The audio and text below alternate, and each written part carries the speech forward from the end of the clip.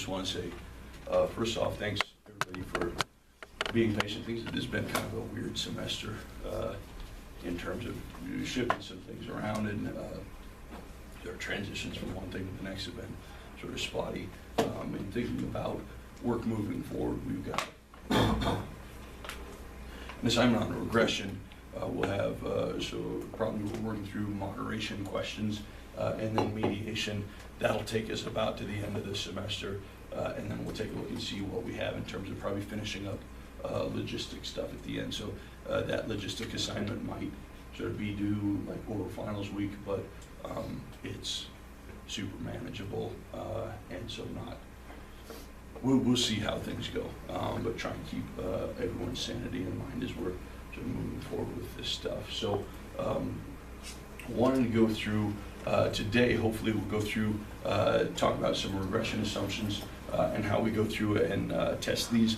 Again, I spent my spring break revising all of this stuff to give you a more nuanced look into how we start to sort of tease apart potential issues that come up in terms of regression. We're going to use a lot of graphical methods for going through and identifying cases that we might want to go through and take a look at.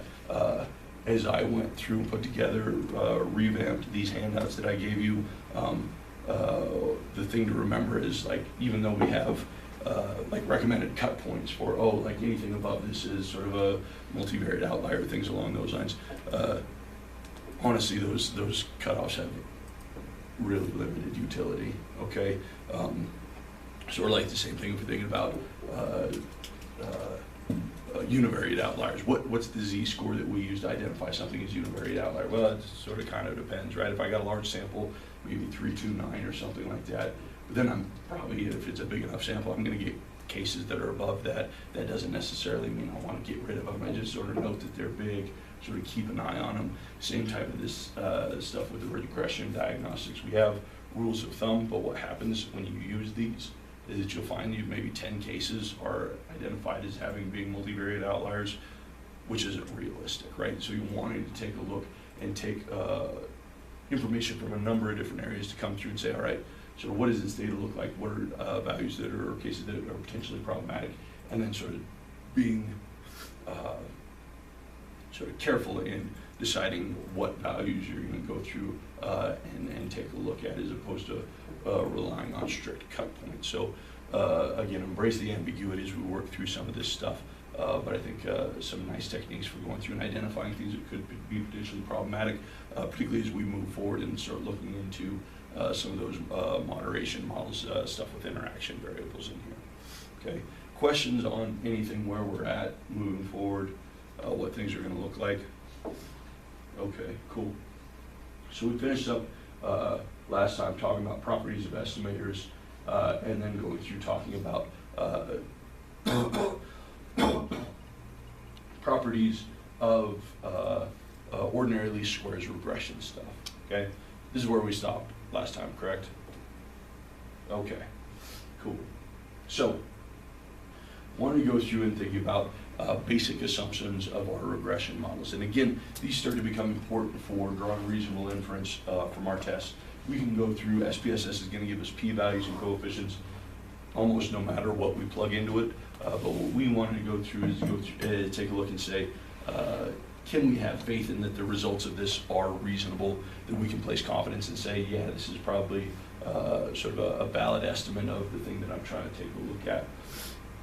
When we're thinking about basic presumptions of regression, OLS, estimations and sort of coefficients and standard errors within ordinary leaf squares regression, talk about these as the best linear unbiased estimates, or my estimates are blue when assumptions 1, 3, and 6 are met. So if we're looking at our assumptions, number 1, we've got we're analyzing fixed non-random variables.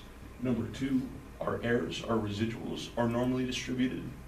3, our errors are homoscedastic, which means that I have the same, my errors have the same variance across the whole range of my predicted values. I'm assuming that my errors are independent of one another, right? So my deviation from prediction for Nick is not related to my deviation from prediction from Angela, or Evelina is not different than deviation from prediction from from Haley, right? So that everybody's their own separate thing. We're also assuming that my errors are not dependent on my predicted values, right? That my deviation, that my errors don't increase as a function of my predictor values. And then we're also assuming that I have 0 population errors. So this is a valid estimate of what's going on, that I don't have systematic bias relative to my population parameters. So these are our primary assumptions of our regression models. And if we meet, if we have fixed non-random variables, and we have homoscedastic errors, independent error from each other, independent errors from X, and 0 population, then OLS is really our best unbiased linear estimates of sort of the things that we're trying to get a look at. Okay? If I have my residuals meet assumptions 3 and 4, we identify these as identically and independently identically distributed residuals.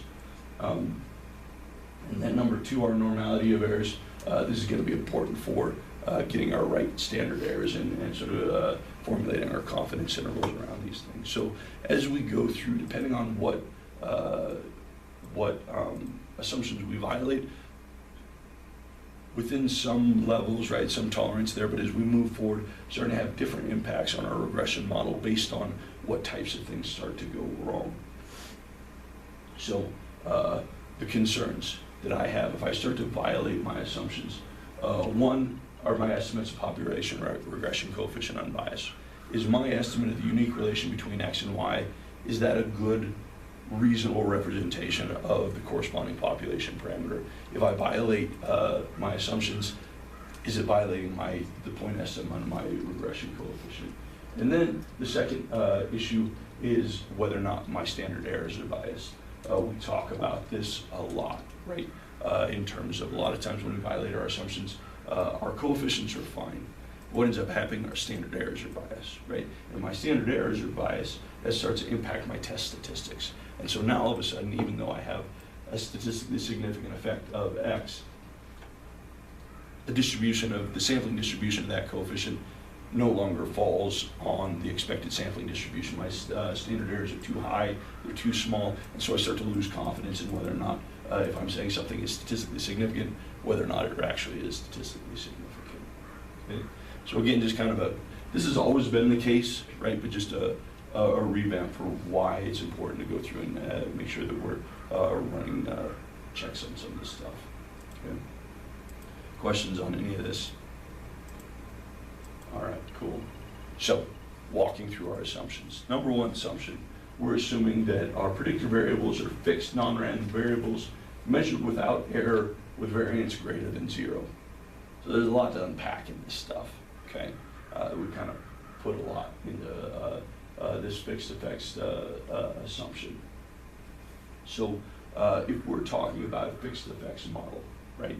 And from a classic perspective, the math underlying regression is based on this assumption that we're running a fixed effects model, assuming that our predictors are selected intentionally, right? It's suggesting with a fixed effects model that any and all values of my predictor variable are included and have been systematically sampled so that I capture any value of X that could be included in any possible replication has been sort of included in my model, okay? And if I'm meeting my fixed effects assumption of regression, I have no assumptions based on sort of the distribution of my predictors. From the fixed effects model, my predictor variable, there's no distributional assumption in my predictors. They can be nasty skewed, they can be weird trimodal stuff, doesn't matter. If I'm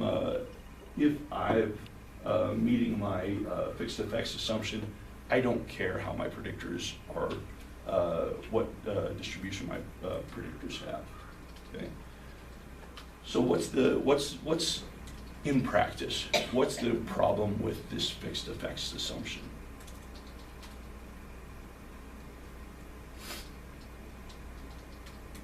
With our regression models that we run, are these fixed effects models? Why not, Elena? Because you always have to have some kind of assumption about your predictor variable. Okay. Good, you're on the right track. It's kind of tail wagging the dog here, but yeah, we end up having to worry about the distribution of our predictors, right?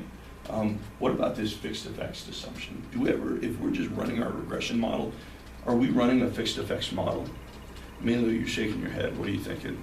No, because we do have chances of violations. What's that? We almost always have a chance of violation of any of the assumptions we make. Okay, so yeah, so always the assumption. But this fixed effects assumption is one we're almost always going to assume just from the front end that we're not. If I'm running a fixed effects model, remember the idea behind a fixed effects model is that all possible values of my predictor are included in my model. And I've gone through and systematically sampled all possible values of my predictor and included those in the model such that anyone else who would ever replicate my study would also have the same values of the predictors within this model. Okay? So if I'm running an experimental test, like I'm running an ANOVA or something like that, right? And I have 3 experimental conditions, or 3 levels to my experimental factor, right? So we've got control, experimental condition 1, experimental condition 2. Those are the 3 levels, those are the 3 values of my predictor that are going to be in all levels, anybody who's going to replicate this, right? And I've systematically randomized people to this level, this level, this level. And so I have a fixed effects model, right? People don't randomly show up in and show up at my door in condition 1 or condition 3. I assign them to those different conditions. How do we run our regression models? Are we systematically sampling people for all possible values of X when we're running our regression models? Nick, you're shaking your head. Why not? What do we do? Our samples are all random, so we don't know what to pull. Exactly. Right? What we end up having is a random sample, right? If my predictors are gumballs here, and I have a fixed effects model, and there are 5 different colors of gumballs in there, my fixed effects model says I go through and I randomly select 10 yellows, 10 reds, 10 blues, 10 pinks, and 10 oranges. I've explicitly identified those values and sampled those for my test, okay? But this isn't how we run our regression models in a practical situation. For the most part, what we're doing is we just invite people to come in, right? And we don't know what their predictor values are.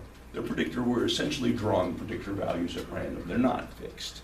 And generally what's gonna happen is I'm gonna end up with probably most of my sample coming in the middle here, but maybe not gonna catch the tails, and I'm maybe not gonna catch the bottom tails. I run a regression, and Laura goes through and runs an exact replication. She's not going to get the same exact values of all the predictors that I've gotten in mine. And so what we end up doing is, in effect, we almost always violate this fixed effects assumption.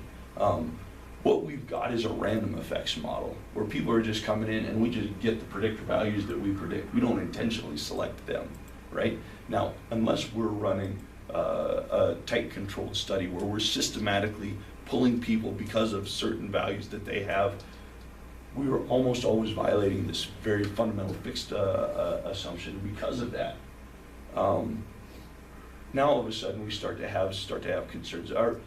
Even if we violate our fixed effects assumption of our regression models, and we almost always do, our estimates are still unbiased under certain types of conditions, and this is where we now all of a sudden have to start to become concerned about our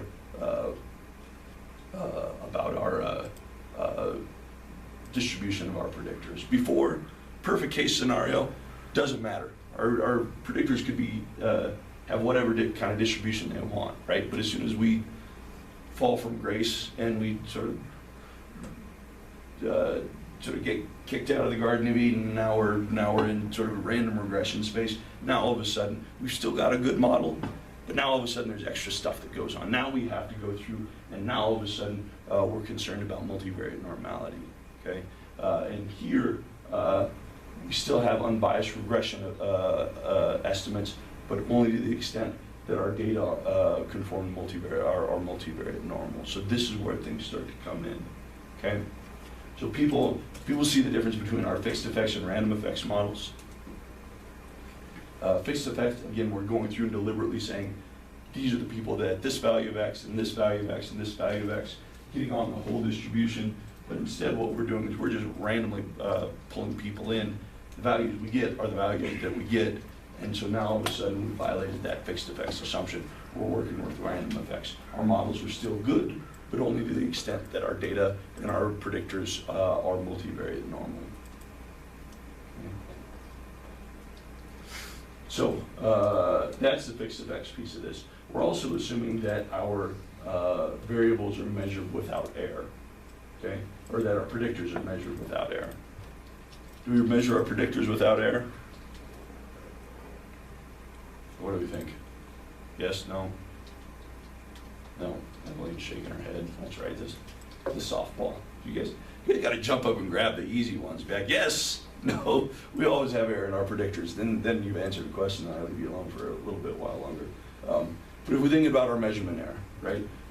Measurement error from a classic measurement standpoint, this is the score that we measure, right? It's our x, and that x is some measure of true score and some measure of error, right?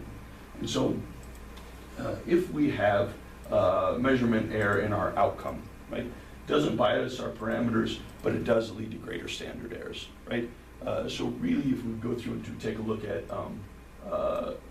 our assumption doesn't have anything, it doesn't say that we can't have error in our outcomes, right? It's better if we don't. If we do have error, if we're measuring sort of our outcome with a great deal of measurement error, what it ends up doing is it inflates our standard errors. And if our standard errors are inflated, then what happens to our statistical tests? If standard error is inflated, Mm-hmm. then our test is just equal to less. Yeah, we got more static in the model, right? There's more error in there, and so even though we don't have assumptions about measurement error in our outcome, always important as you're putting together studies, as you're sort of developing how I'm going to go through and measure this. Think about measurement error, because if I have a good, valid, reliable measure, it's going to decrease the static in my model, right? If I've made something up, or I've got an outcome, or I've decided to go and measure this kind of all over the place, what it's doing is it's just making it harder and harder and harder to find the effects that I'm looking for. It's decreasing the power of my model, okay? But in this first assumption, I do have assumptions about the measurement of my predictors.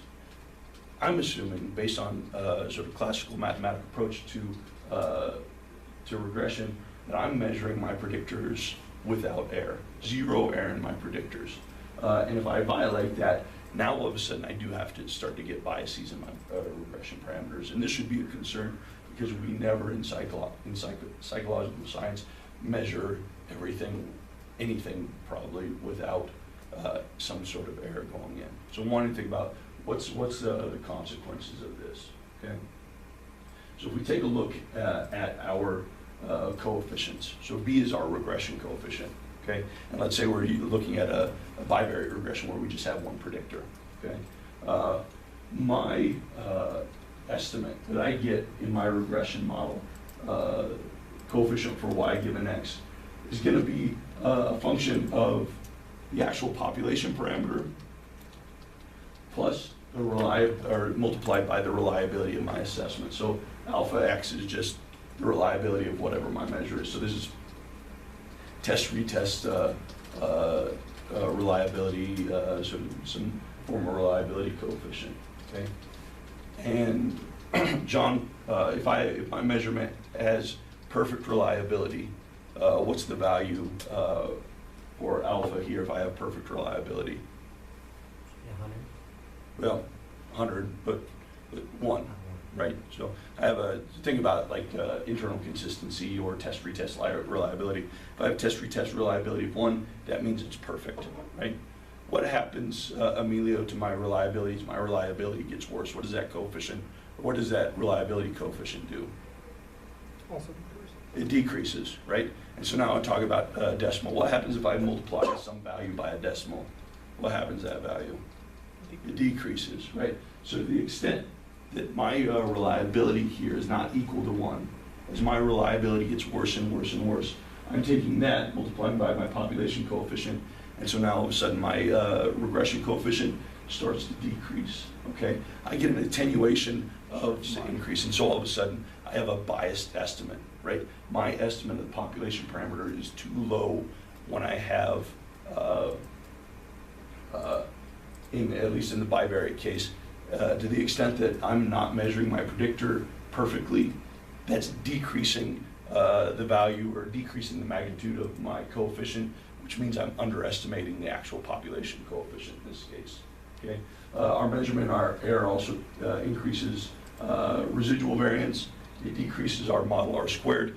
So it's biased, it's a downward bias. It's not as strong as it would be had I measured my predictors without error. Now, if I get into a multivariate environment, right, and I've got not just one predictor, but I've got multiple predictors, all of a sudden this starts to get a little bit more complicated, but you can start to see the impact of introducing fuzz and static into your model in general.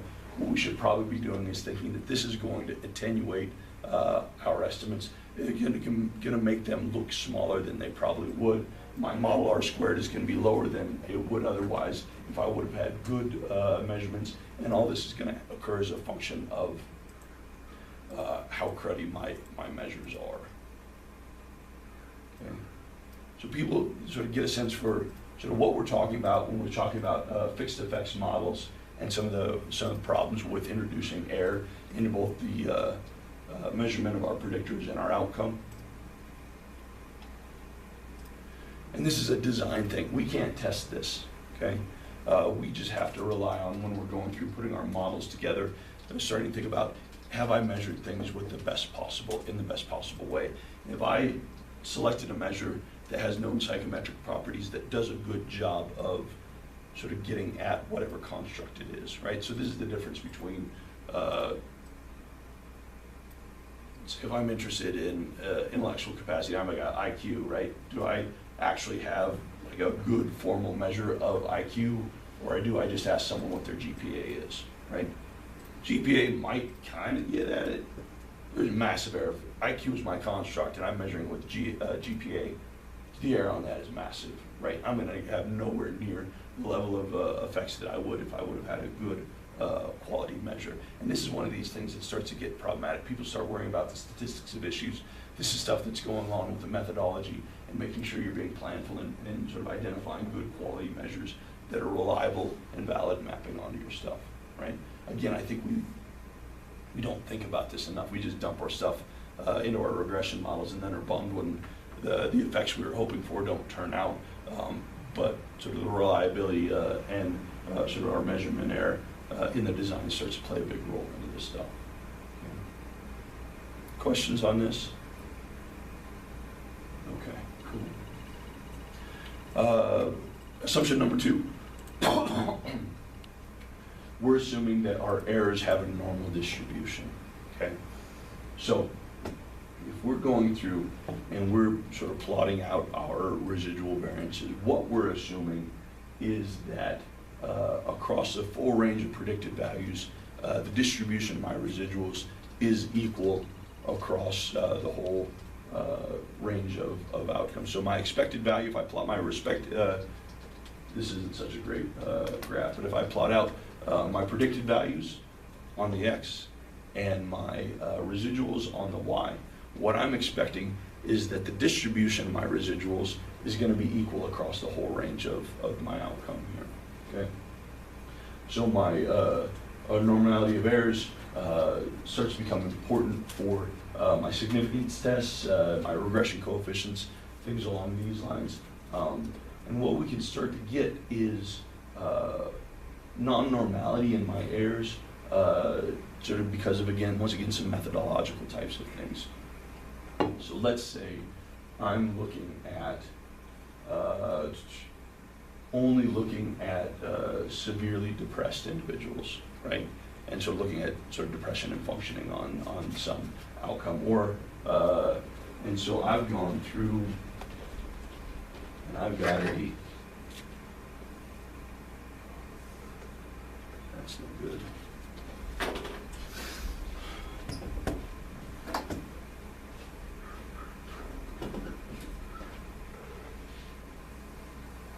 Okay, and so this is, let's say, depression functioning, right?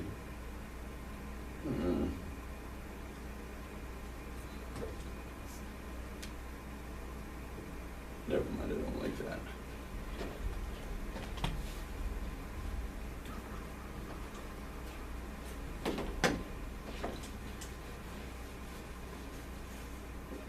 Think about this.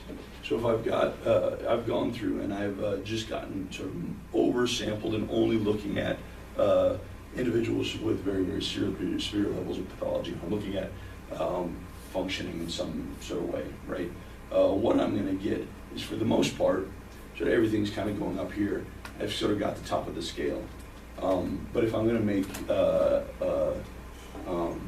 errors, if I'm going to miss my prediction, and if I'm at the top of the scale, where's my prediction going to err in terms of? It's always going to be low, right? So if I'm looking at my residuals are all kind of camped out or along my regression line here. Wish I had my laser pointer. But so here's my regression line, right? Everything's looking good. But when my residuals when I tend to be wrong, they all tend to be clustering sort of down here, not so much up here. And so what ends up happening is I might have equal sort of distribution of my errors across here, but when I miss low.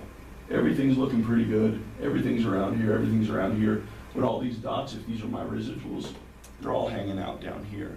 And so if I'm thinking about sort of looking down at my residuals, if I'm looking at, for any given value of X, what I've got is residuals that are looking here. So here's sort of where my regression line is coming through.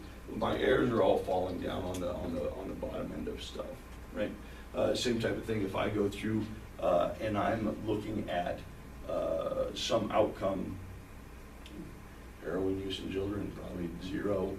Maybe we've got a couple of hardcore kids, right? But it starts to skew my data, and if I have skew in my predictors, it can start to impact sort of the distribution of my errors. And so we'll go through and look at sort of some of this stuff when we're taking a look at the actual, some actual data. So if my residuals are non-normal, right? If I'm having, if my errors or my misses are sort of tending into a tail, my regression coefficients are unaffected, okay? So my actual point estimate of my regression coefficient, that's gonna be fine. But what ends up happening is we depress our corresponding standard errors, right? And once again, Emilio, if my standard errors are depressed, what happens? Why am I concerned about having depressed standard errors? Because we did decrease the test statistic. Yeah, it increases my test statistics, so it makes it look like I have statistically significant effects when I probably shouldn't, right? What's going on is I've underestimated the variability of that if my errors aren't normal, and so that's going to start to screw around with my test statistic, okay? And if I'm talking about small samples, if my residuals aren't normal, it's also going to suppress the standard error of my R-squared. And remember, what in our regression models, what's the test of our R-squared? Does anybody remember?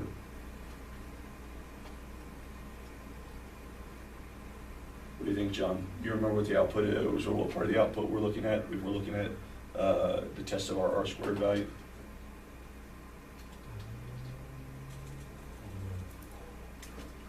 This is our model F.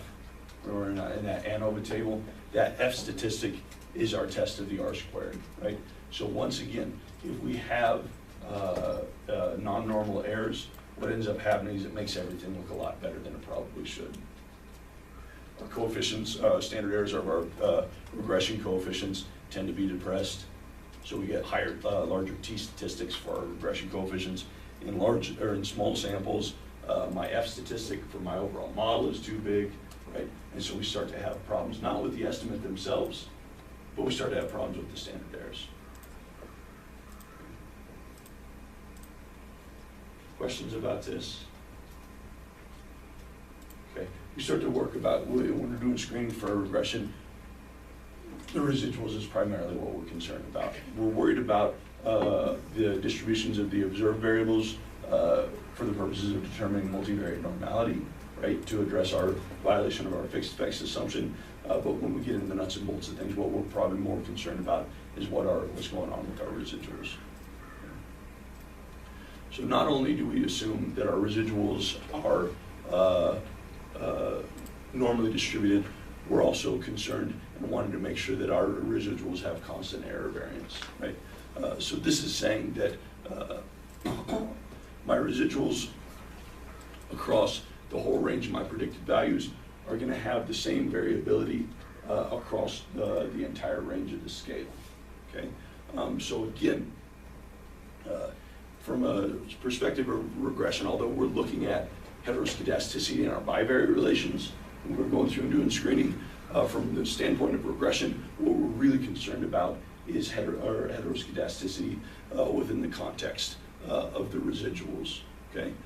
And again, when we're thinking about heteroscedasticity, this is the same thing as our violation or our homogeneity of variance assumption, right? It's just we're taking that homogeneity of variance assumption that we use for our group-based tests, and we're expanding it out. So instead of just 2, 3, 4 groups, we have infinite number of groups, right? For every possible value of X, we're assuming that the distribution of errors is equal across the whole range of X's, right? And so we start to see this, remember, as a fan pattern. If our residuals are fanning out or fanning in, if we're seeing differences of more than 3 times the smallest level to the largest level, this is starting to indicate problematic levels of problematic heteroscedasticity, okay? But once again, technically, from a regression standpoint, we're more concerned about heteroscedasticity within the residuals as opposed to our initial bivariate relations, okay? Source of heteroscedasticity, measurement error, okay? If we think about IQ tests, intelligence achievement tests, right? We know that these are measures that do a pretty good job of getting that are more reliable in the center of the distribution than on the end, right? And so what we might see is as we start to get less and less reliable on the ends, our error at the extreme ends of this scale start to get larger, right? In the middle, pretty small, pretty tight. As we get towards the ends, things start to get bigger and bigger, okay? Other issue in our residuals, heteroscedasticity in our residuals can start to suggest that we've missed something, okay? So let's say that I'm plotting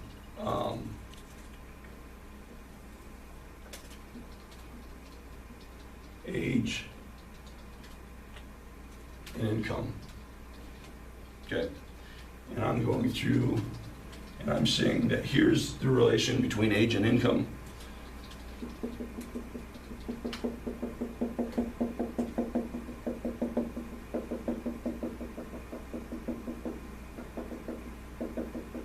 Right?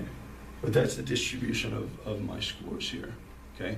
I'm pretty good at predicting income alpha age down at low ages, but as people start to get older and older, the error of my prediction starts to increase more and more. What might help account for why I get more variability at the high end of age than the low end of age when I'm predicting income?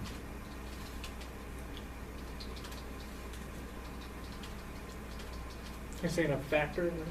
Yeah, what's another variable that might account for sort of why I'm getting less good at predicting income as people get older?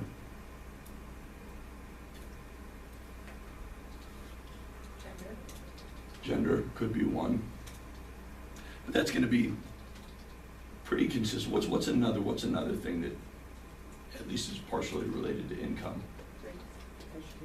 Education, yeah, right. In general, right. What might happen, right, is that we're saying, yeah, we get worse and worse and worse predicting age as a function of income, but if we go through and we now account for education in there, now all of a sudden all this is starting to reduce, right? Because I'm sort of in multivariate space. I'm looking at the prediction of income based on age and education, and now all of a sudden I'm getting pretty consistent or less heteroscedastic stuff going on. And so this again is important, can start to be diagnostic for our model. If we're seeing massive heteroscedasticity within our residuals, it can start to tell us, hey, maybe there's some important factor that we've missed in here that we need to have in our model, because if we don't have it in our model, everything's going to be screwy and biased. So if we're looking at heteroscedasticity or non-constant error variance in our residuals, a couple different things can happen. Once again, regression coefficients are fine. Our point estimates of our regression coefficients aren't biased. But once again, our standard errors start to become sort of wonky. And so the prediction or the direction of that bias in our standard error depends on the specific type of pattern of heteroscedasticity we're seeing. If our error variance increases as our predictor increases, right, what we're getting is a depression of standard errors. And if our standard errors get too small, okay, what happens to our test statistic? It gets too big, right? And so we might not think this is a problem, but from a science standpoint, if we're trying to sort of say this is statistically significant or not, it's something to be concerned of. If we get the opposite pattern, if our error variance decreases as our predictor increases, so we start big and get smaller, what we tend to see is inflation of standard errors. Then we get mad because then our effects that we hope to be statistically significant aren't, because our standard error is too big, because we've got violations of our homoscedasticity stuff. Okay. So again, when we're looking at our residuals, we want our residuals to be normally distributed, and we want our residuals to be to have equal variance across the whole range of the predictive model. If we feel comfortable with this, and again, we'll go through some additional examples to try and solidify some of these concepts, but people get sort of the basic idea of feeling comfortable with this. Okay. Our fourth assumption, we're assuming that our errors are independent of one another. And this is typically something that we don't think about unless we're working with certain types of designs. Again, the idea behind having independent errors means that sort of my miss on Layla is unrelated to my miss on Kate, is unrelated to my miss on Haley. We're assuming independent observations, and sort of whether or not I'm sort of good or not so good on this individual should not be dependent on anybody else. Okay. And so some sources, though, some methodological issues that start to introduce dependencies between our the residuals of our observations. We often talk about this as autocorrelation, where we see residuals from one thing related to another. If I'm looking at measuring the same person over time within the context of regression, okay? So I've got Laura, and I measure her today, and I measure her tomorrow, and I measure her the day after, and the day after, and the day after, right? And I'm predicting Laura's mood, okay? Based on my regression model, is the error in my prediction on day one likely independent of my error in prediction on day two, error in prediction on day three? Probably not, because it's all coming from Laura. It's the same person, right? And so what we would say is we've got temporal autocorrelation there, right? So that the extent to which I'm missing on predicting Laura's mood is probably going to be related to my prediction of her mood the second day, and then the third day, and the fourth day. And so we're working with designs that have sort of repeated measures.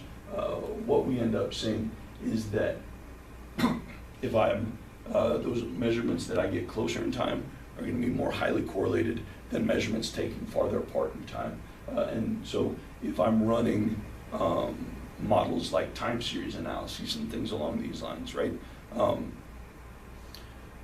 It takes this into account, but if I'm just trying to run straight regression models, this starts to fall apart, right? And we need to be thinking about other things.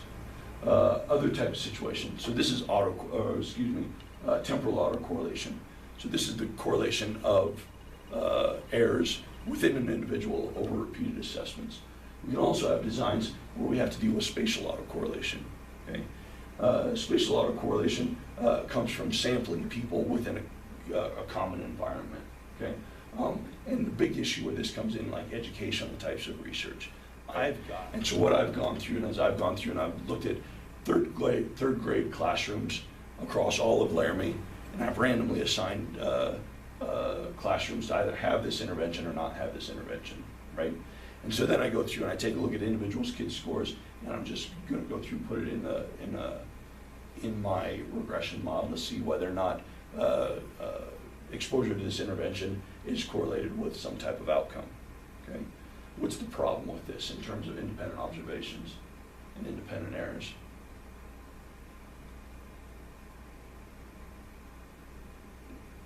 How are these kids grouped together in the same classroom, right? So we've got spatial autocorrelation. The kids who are in a common classroom, my error in prediction is probably correlated. The error in my prediction is probably similar for all the kids in the same classroom as opposed to kids in a different classroom, because the intervention is being administered to a classroom with a group of kids, right? And so those kids all have the same type of common thing. So I've got 20 kids who have received this intervention, 10 in one class and 10 in the other, right? The 10 kids in this class and the 10 kids in this class, my errors are probably more strongly correlated in among those individuals than they are across, right? And so what I've got is as a function of my sampling design and sort of the implementation of my study, I have an issue with spatial autocorrelation in that among individuals in a given classroom, they're going to be more tightly related to one another than they are going to be with any children from a different classroom. Okay, so we will see sort of where these two areas of where we can start to have violations of independent error come into play. Okay, so if I just ignore this and pretend that it's not there, and I just run these data through a standard regression model, my regression coefficients are once again not biased. My regression coefficients are fine, but my variance estimates are going to be off. And so what ends up happening is we end up seeing our mean squared error from our overall ANOVA table and the standard error of our regression coefficients substantially underestimated, right?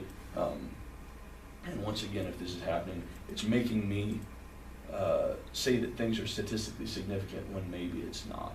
Again, SPSS isn't going to identify this as a problem, it's just going to run the data that's running the data. But what I should be recognizing is that I've got some issues going on with this stuff. Okay? So how do we address issues with violations of our independent error? Anybody know? This is where our hierarchical linear, our HLM types of techniques start to come into play, right? Again, in education research, where a lot of the data are drawn and sort of doing like sort of ADHD kid stuff, right? Like, so if I'm sampling students from certain classrooms and things like that, I have to account for this spatial autocorrelation somehow. And so this is where we get into nested regression models, hierarchical linear models, where we have observations nested in classrooms, nested in schools perhaps, right? And so we start to get into sort of more complex designs, or we've got longitudinal models, longitudinal HLMs, panel regression, linear growth models and things like that that start to take into account the fact that hey, these observations at time 1 are going to be related to time 2, going to be related to time 3, so on and so forth. So this is something that we probably sort of get a heads up on based on the type of design. Okay. And our last, we've got 5, right? No, 6. Okay. Assumption number 5. Assumption of our independent errors. We're assuming that our errors or our residuals uncorrelated with any and all of our predicted our predictor values. Now, if I'm running an analysis in ordinary least squares, okay, you see this little asterisk at the top of assumption 5 here. This is because we can't test this based on our based on our model. Remember that by definition, a characteristic of ordinary least squares is that our errors will, by definition, be unrelated to the values of our predictor variables, right? So we can't test this. But what ends up happening is, within the context of thinking about where this starts to come into play,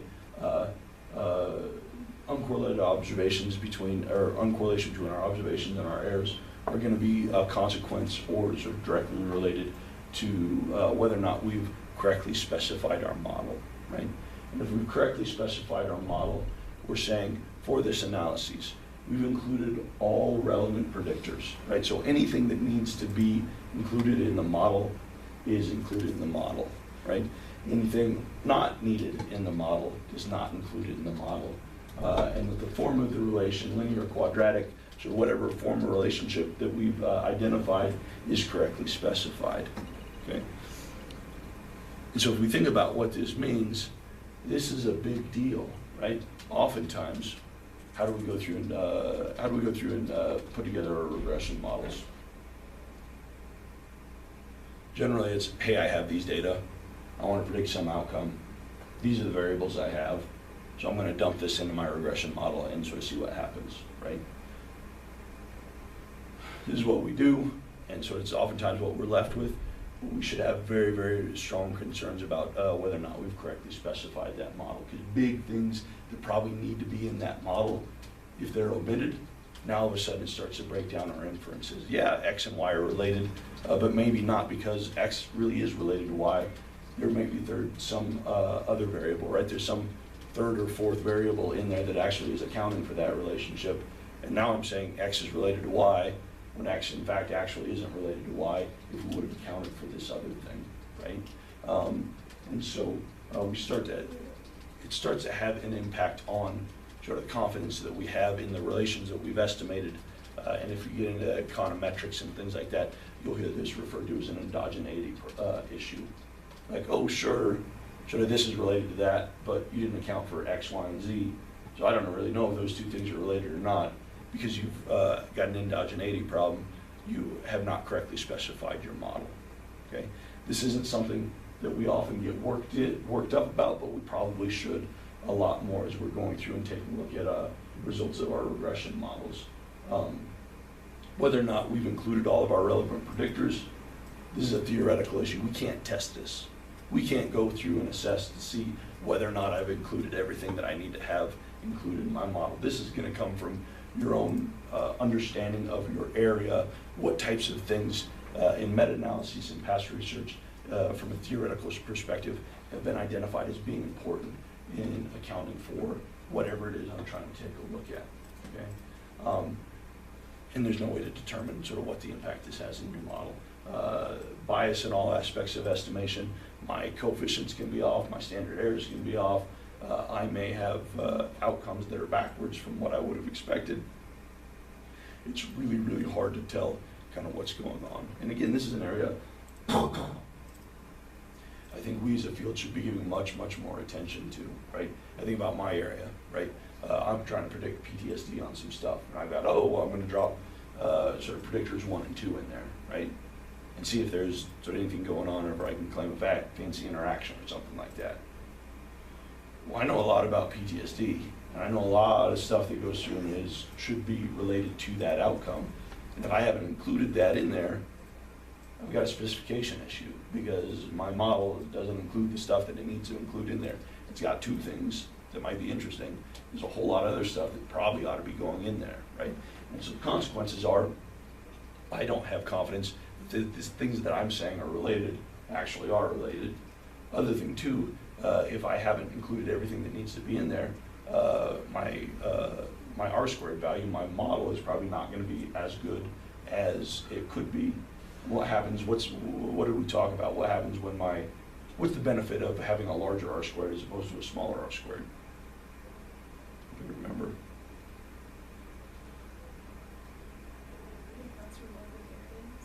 Counts for more of the variance, and then what does that do to my error? Decreases it, right? It gives me a more powerful model if I'm doing a good job of accounting for my outcomes. In psychological science, we're often not, because we're not interested in sort of maximizing our R-squared, we're wanting to look at theoretical relations of individual predictors oftentimes, right? But the downside of not trying to account for more variance in my outcome is then it makes it harder to go through and identify those unique predictors because I've got a model with a lot of error in it, right? So thinking about sort of as I'm putting together models, I'm wanting to have all relevant predictors that are in there, but then also not just throwing everything into the kitchen sink in there to try and capture everything, because then I've got other stuff that's going through and causing problems with my model. Questions on model specific specification? Yeah. So, when making sure that we're including all the relevant predictors, Mhm. would that be informed by existing theory and research? Is you doing a good job of going through. And so, again, thinking in a perfect world, anything that would come out of my lab, I would go through, take meta-analyses on things that are related to PTSD, and so things like gender, trauma history, sort of basic assumptions, injury, like these are all things that probably ought to be going through, because these are things that from a theoretical basis and from an empirical basis have been shown to be related to outcomes. So we should probably have that stuff in there, right?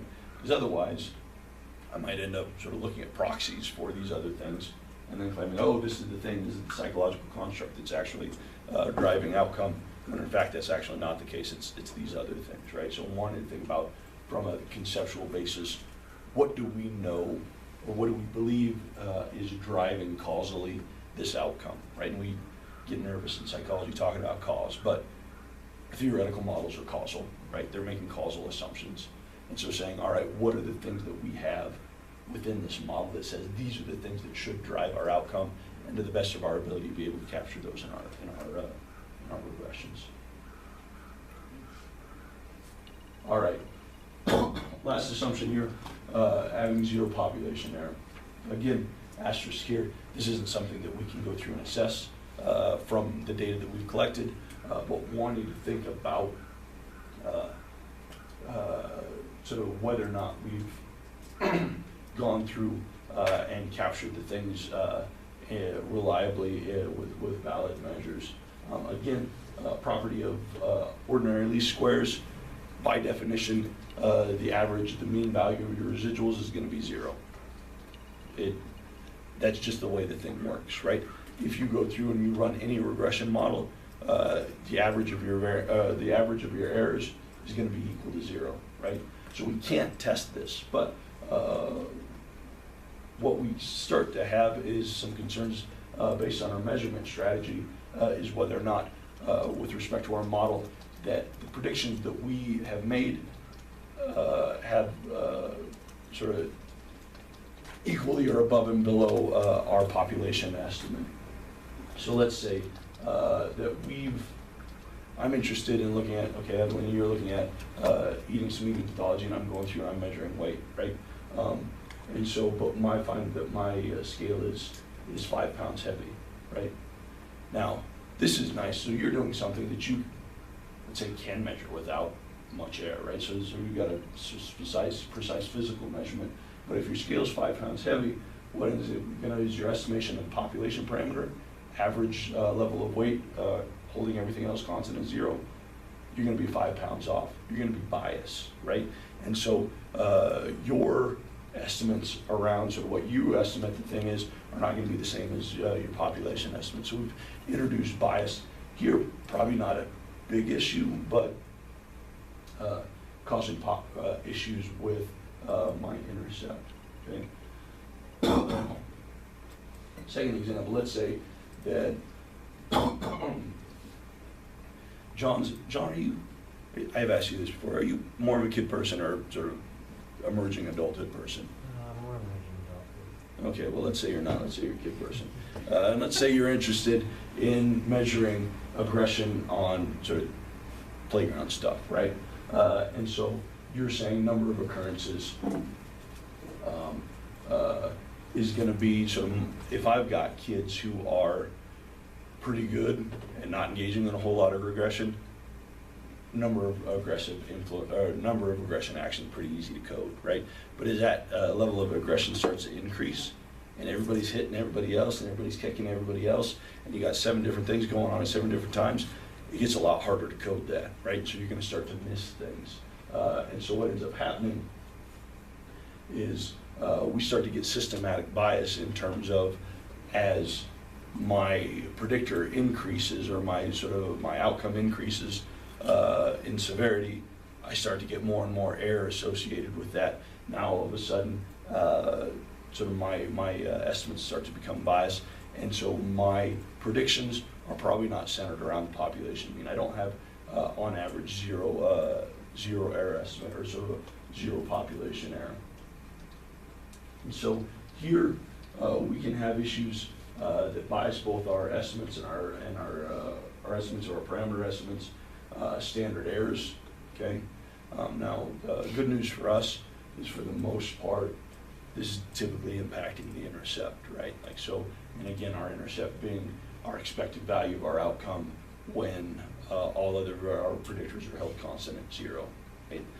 And so, for the most part, for the types of things that we do, we're often not super concerned about the intercept. So, not a huge issue for most of the things that we do, but if you're running a regression model that does depend on the intercept, right? If the intercept is a value that starts to become of theoretical importance, this starts to become something we would want to be thinking about. And again, this is far and away a methodological issue. Have I used good methods? Do I have reliable measures? Do I have everybody doing the same thing, measuring everything in the same way? Because otherwise, at the end of the day, what ends up happening, and sort of depending on what type of error we're injecting in the system, the impact on the standard errors of the coefficient starts to jump around, and what the specific consequences. But at the end of the day, it sort of makes our models less reliable. It degrades the inference that we can draw from this stuff, and sort of starts to become problematic. Questions? All right, how are we doing on time? All right, cool. Okay, so these are our assumptions, and so I want you to go through, make sure we go through, take a look at this. Tabachik and Vidal have a nice chapter in their regression chapter talking about some of these assumptions. But how do we go through and we start to check this stuff? Well, our fixed effects assumption, we can ignore this as long as our variables are multivariate normal, okay? In our fixed effects regression model, we don't have any assumptions about the distribution of our predictors or how they relate to other things, right? We don't care. But as soon as we violate that, which we do almost all the time, now all of a sudden we do have to become concerned with the distribution of our variables, because our model remains unbiased as long as our predictors are multivariate normal. So now all of a sudden we have things to think about, okay? And remember that we're going to say that our predictor variables are homoscedastic, our variables are homoscedastic, multivariate normal, when each variable, all linear combination of variables, normally distributed and have homoscedastic, and then if our residuals are normally and independently distributed. Under those conditions, we would say that our data are multivariate normal, and then we can go ahead and proceed with our regression analyses without, even though we violated that fixed effects assumption, we don't have concerns about systematic bias in our coefficients or our standard errors. Okay? Linearity and assumptions, and our assumptions pertaining to our residuals, we're going to go through and we're going to look at some residual plots here. We're going to plot our predicted scores on our X by our standard residuals on our Y. We're going to look at some normal probability plots and histograms to try and get a sense for, are our residuals linear? Are they normal? Are they heteroscedastic? And so we can go through and take a look at that based on the results of our model. Results concerning our independent errors, we're generally leaving this to situations where we're running designs where we know that we're going to have problems with autocorrelation. So if we've got repeated measures, longitudinal types of designs, we've got temporal autocorrelation, we're going to have to use a different approach to go through and address some of those things. If we have hierarchical data, if we have nested data, then we have to go through and take into account for that, right? So right now I'm working on because I'm an idiot, have a colleague who's like, oh, hey, would you like to be involved in this paper? Help us out with some analysis. I'm like, oh, yeah, sure, I've done this type of stuff before. But when we actually get into it, for PTSD, where we have individuals with repeated assessments over the course of treatment, but it's a group treatment. So we've got individuals nested in groups, and those groups are nested in sort of assessment site. So now all of a sudden we got like 3-4 level nested data that I got to go through and figure out how to go, because if we just run it without that, so everything's all screwed up, you don't have any confidence in your results, right? So wanting to think about, am I running a model where sort of individuals' scores may be related to one another, either because it's the same person assessed over time, or because it's people nested in groups of individuals and things along those lines. If I haven't done that, then I'm good, right?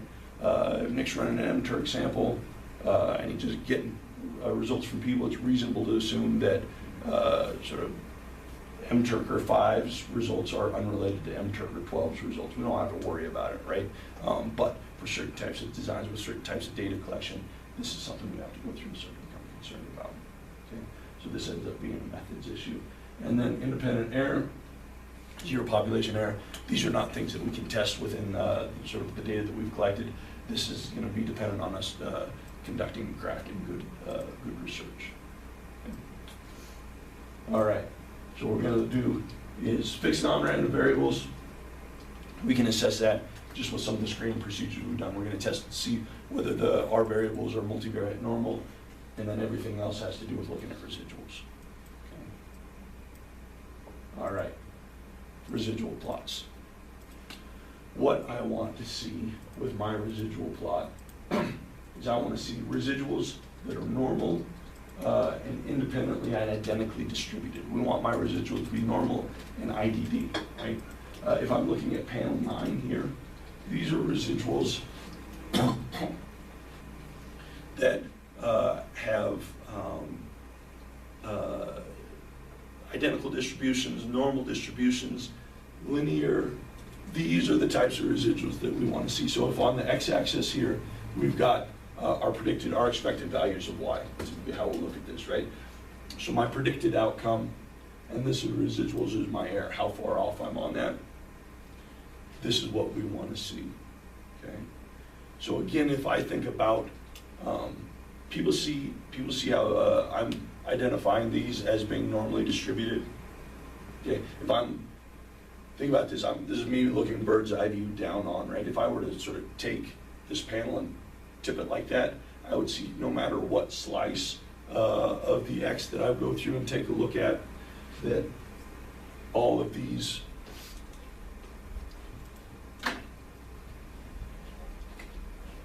residuals are going to be centered around 0, because they have to be, because it's OLS, right? But sort of seeing that sort of distribution of these residuals are all sort of equal and normal across stuff. Yeah. Panel B here,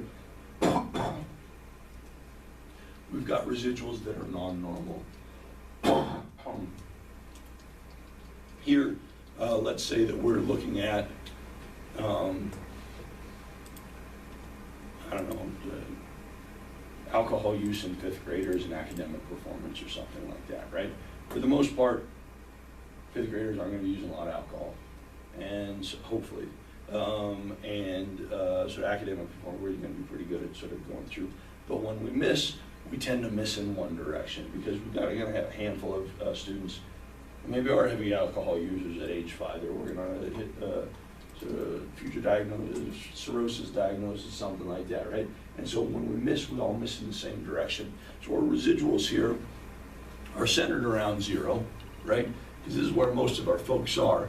But we've got evidence of skew. If we were to take this panel and tip it, you'd see skew going down into negative skew. And our concern here is if our residuals are non-normal, then we're going to attenuate our standard errors. Right? Our coefficients are going to have standard errors that are not large enough, because we've got a lot of variability here, but everything's all kind of stacked up densely along that line, so we're going to underestimate stuff, right? And so we've got concerns here. Here, panel C, we've got an issue of so our residuals aren't normal, or excuse me, aren't linear. There's something going on within this model where I've got a nonlinearity that I didn't account for. Now, it could be an individual relation between a predictor and an outcome that's non-normal that I didn't account for. Or it could be, and this is where things start to get tough, is somewhere in multivariate space, some combination of predictors is creating some nonlinearity that I haven't accounted for. And then I got to do a deep dive and try and figure out what the hell's going on with my model, right? But if I were to see a residual pattern looking something like this, that would suggest that there's a nonlinearity somewhere in that model. And probably what's going to go on is I'm not finding that things are related the way they should be or as expected, because I'm saying there's no relation here, but in actual fact, they're related, they're just not in the way that I've specified, right? This would be an example of an improperly specified model, where in actual fact, predictors or combination of predictors are holding a nonlinear relation with my outcome that I haven't gone through and accounted for. And then finally, here in panel D, we have residuals that are heteroscedastic, okay? We're doing at low levels of our predicted value, not a whole lot of error. Error is pretty tight. As we start to increase though, our error starts to fan out, okay?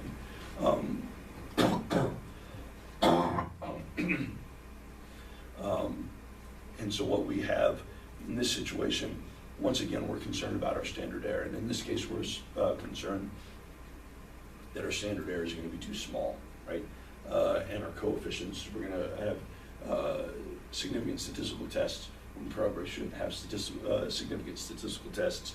And so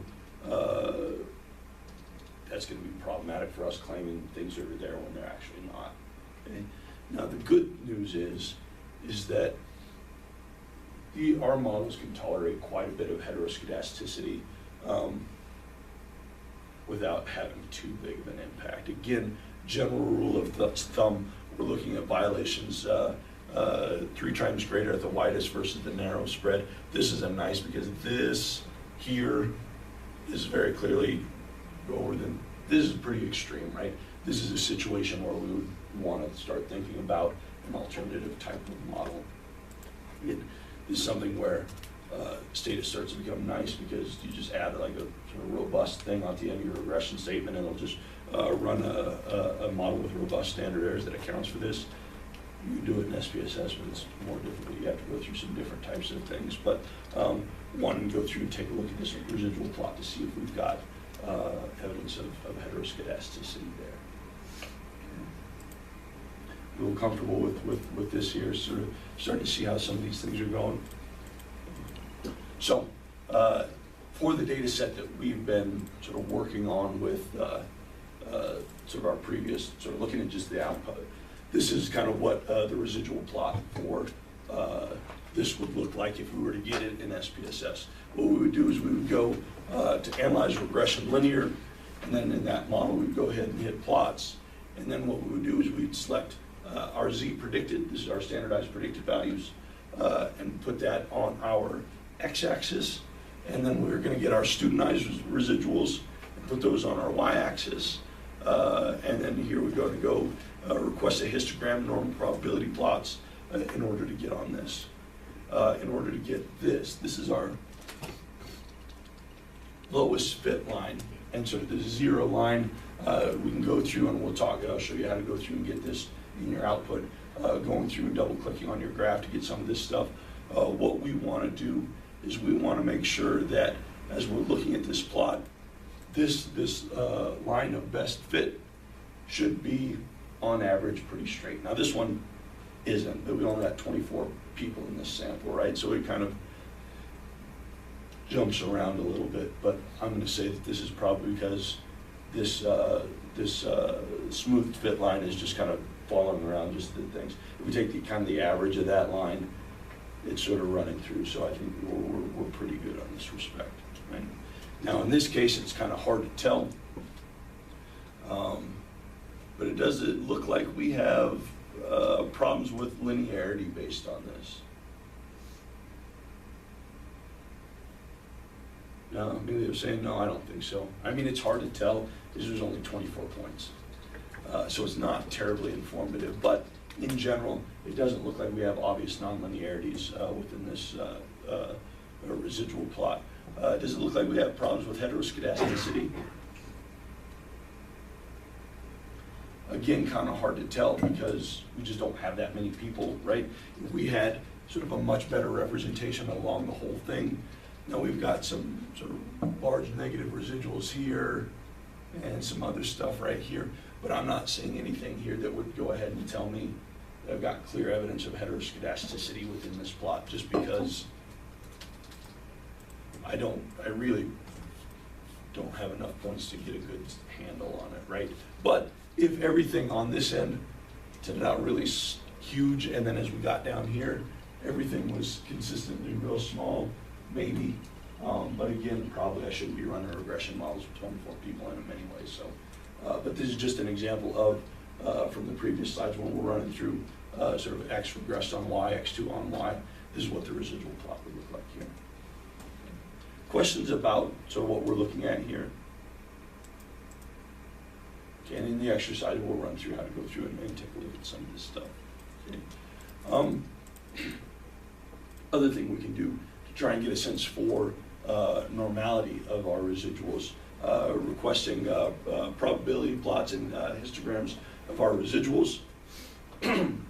Normal probability plots are going to be our plot developed to start looking at to see to what extent our residuals, or don't have to be residuals, any variable falls along a normal curve. And there's a couple different types that you can get: a PP plot, a QQ plot. We're pretty much doing the same thing for the most part. You don't have to worry about the difference between the two. But what we see with these normal probability plots is we see that so whatever variable, in this case is going to be our residuals, are plotted along a diagonal, okay? And if I've got a situation where my data, whether it's residuals, anything that I'm looking at, are relatively normal, then my probability plot right here is looking like a pretty straight line, okay? And so the idea is that we do a pretty good job as human beings of spotting patterns on a diagonal line like this. And if we have normal data, things fall along that straight line. As they start to deviate from normality, we start to see differences in those values separating from that. So for example, if we have, let's say, a box distribution, or excuse me, a rectangular distribution like we have in panel B, what if I were to run skew or kurtosis values for this, what would I likely get? No, what's that? Negative kurtosis. Yeah, strong negative kurtosis, right? This is that sort of boxy, shouldered, platykurtic type of distribution. And if we look at our probability plot with this type of distribution, it's not skewed, but it's negatively kurtotic. And so what we see is, instead of our probability plot following a straight line, we get this S curve going on, which is indicative in this case of negative kurtosis. Here, if we have a distribution with what type of kurtosis? Leptokurtic, very positive kurtosis, right? Sort of very narrow peak and flat tails. Then we get a different type of shape, right? Here we've got sort of this S shape. Now we've got a different shape going on. Again, once again, telling us that we've got a kurtotic distribution. If we have a skewed distribution here, then all of a sudden, instead of following a straight line, we've got what looks like an exponential or quadratic thing going on our probability plot, right? So in combination with our, in combination with a histogram and these probability plots, we can start to get a good sense for the extent to which our residuals are normal and linear and heteroscedastic in terms of looking at stuff. Okay, we kind of see sort of what we're hoping to find within these probability plots. Okay. So again, for a residual plot for these data, here's our histogram of our residuals. And we can superimpose a normal curve on the histogram, which is kind of helpful, not as helpful as some other things we could do. But it's looking like it's not too bad, right, in terms of, and again, we got 24 data points, so it's hard to sort of really get a sense for what's happening here. What we see here in our normal probability plot is not hugely deviated from that diagonal, but we're seeing some stuff, right? And if we take a look back at sort of our, because again, if we look at this, we're expecting positive kurtosis here, right? And if we take a look back and see for distributions with positive kurtosis, we have this S distribution that kind of comes up and kind of goes, right? And we're seeing that's sort of the pattern that we're starting to see over here, right? So it's telling us that our residuals in this case aren't perfectly normal. They're probably not terrible, but again, it's hard to tell with only 24 cases in the set. You kind of see where those things are coming from. All right. So this is how we would look at our residual plots and our histograms probability stuff in SPSS. Same type of thing in SATA. So we're going through and going through plotting out. We get kind of this our lowest fit here. The same type of curving thing, right? I probably wouldn't make too much of this, given that we only have a limited number of sets. If I go through and take a look at that relative to that reference line through 0, it's kind of below, it's above, but sort of on average, it's probably okay. Same thing, here's our normality plot. Here, with our, one of the nice things we do here is request a kernel density distribution within our histograms here. In SPSS, we just kind of overlaid that normal curve, which is just kind of a nice reference here. This kernel density plot is giving you a estimate of the actual distribution within the population based on your data. And so it looks like we do have some negative skew going on based on this with kind of a thing going on. So a little bit more informative. I've looked to try and figure out how to do these in SPSS, and it's sort of more hassle than it's worth, so I'm not going to have you worry about that stuff. Okay. So people feeling comfortable with sort of the residual plot and sort of what types of things we're trying to capture within that. Okay. All right, cool. Let's take a break. We'll jump back into identifying problematic cases.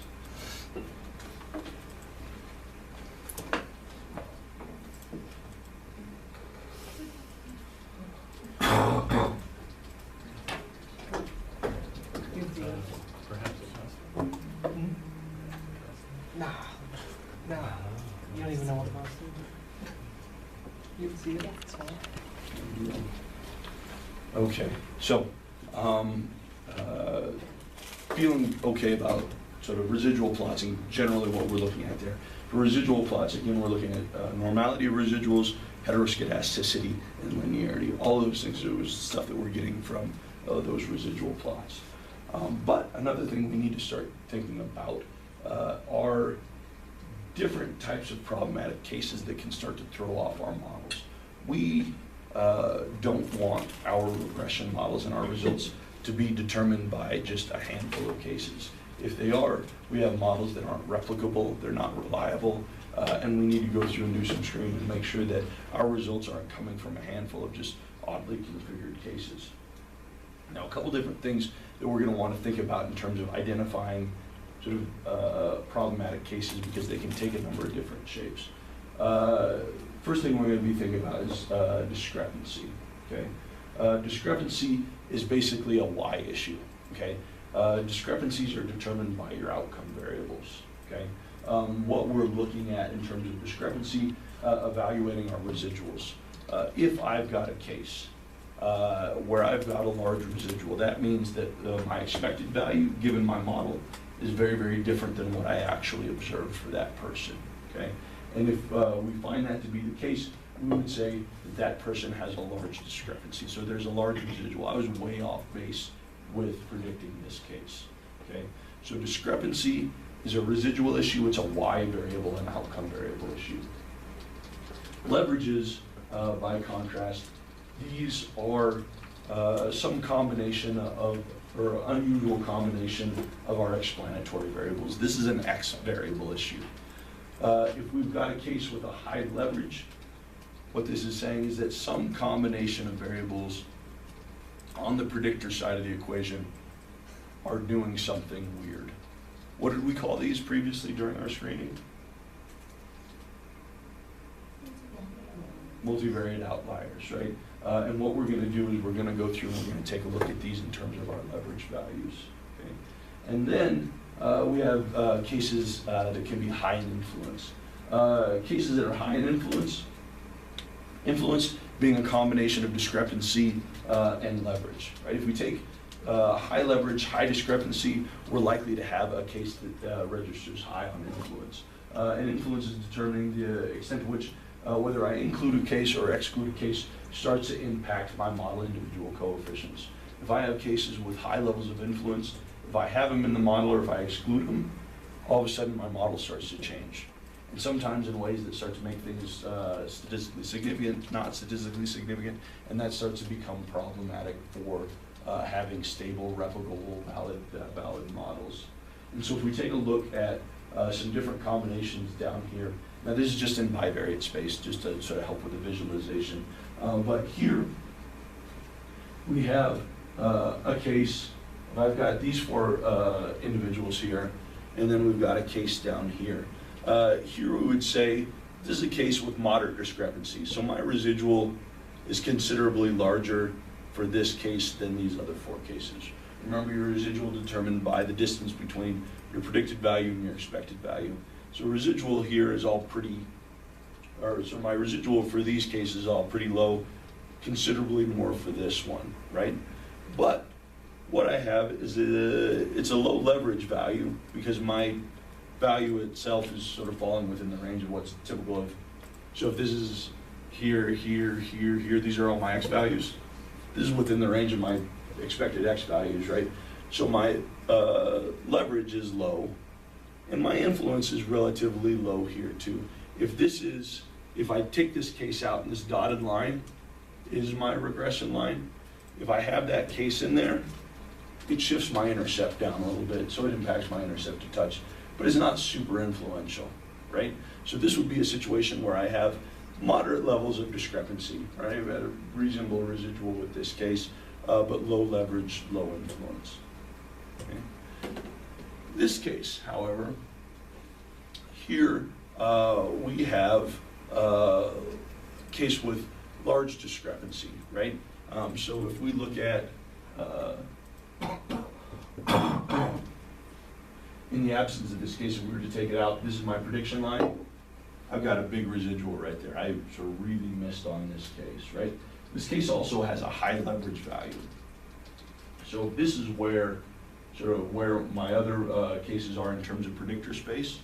This is way out on the edge. So I've got a really abnormally large, so I've got, like, here's my distribution, and then here's this value way the hell out there. Now this is only bivariate space because there'll only be a leverage value in one area. But what happens if I go through and I include this in this model? It completely changes my regression line. I go from this to this situation right here.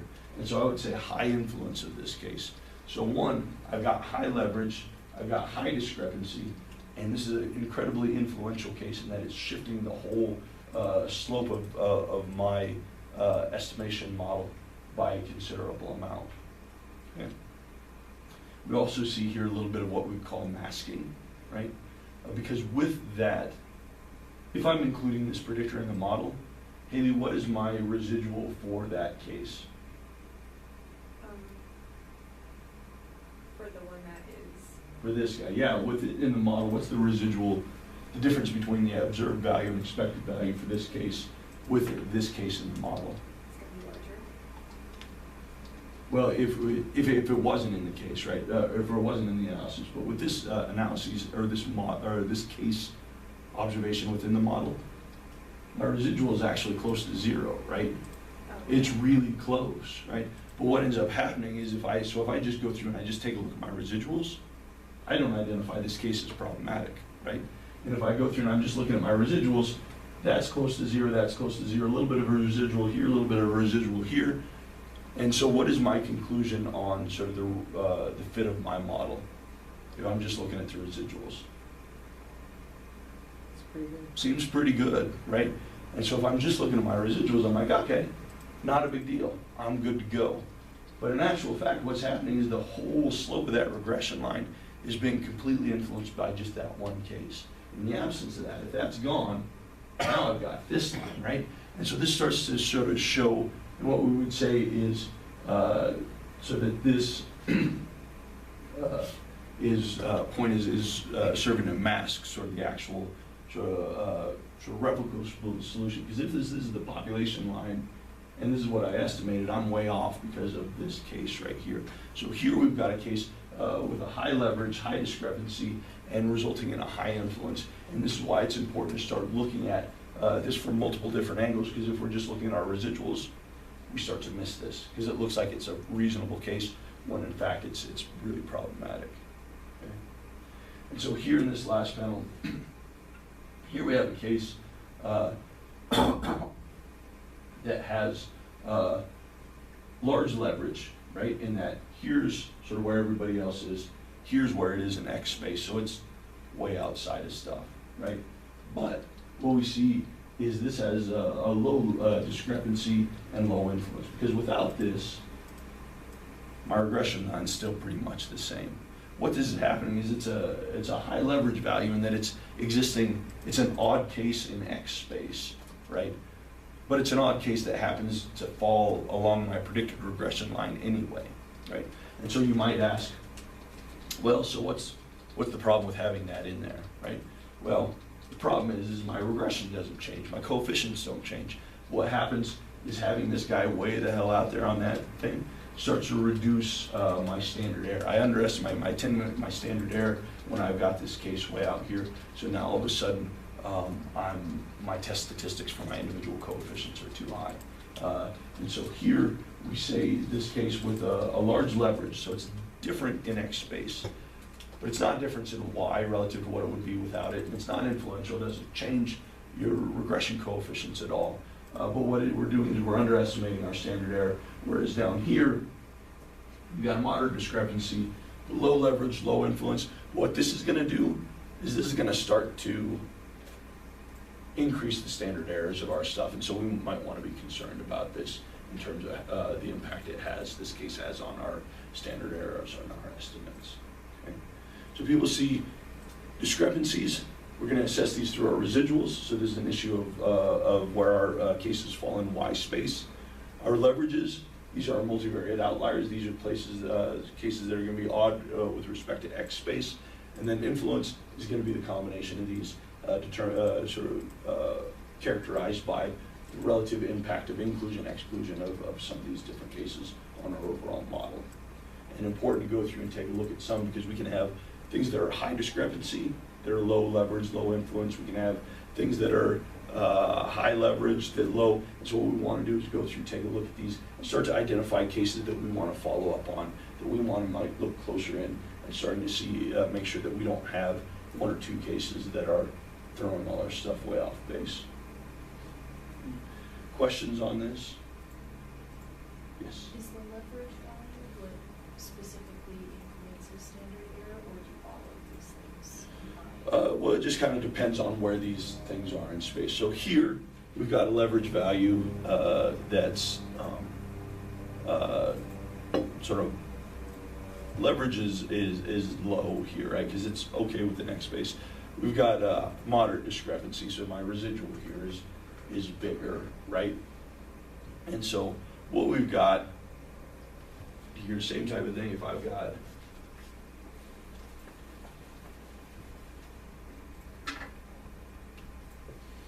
a case that right here, and then I've got someone who's right there, right? This case, depending on how many other cases I've got, probably isn't going to pull this down or change it too much. It's just this is my residual for that case, right?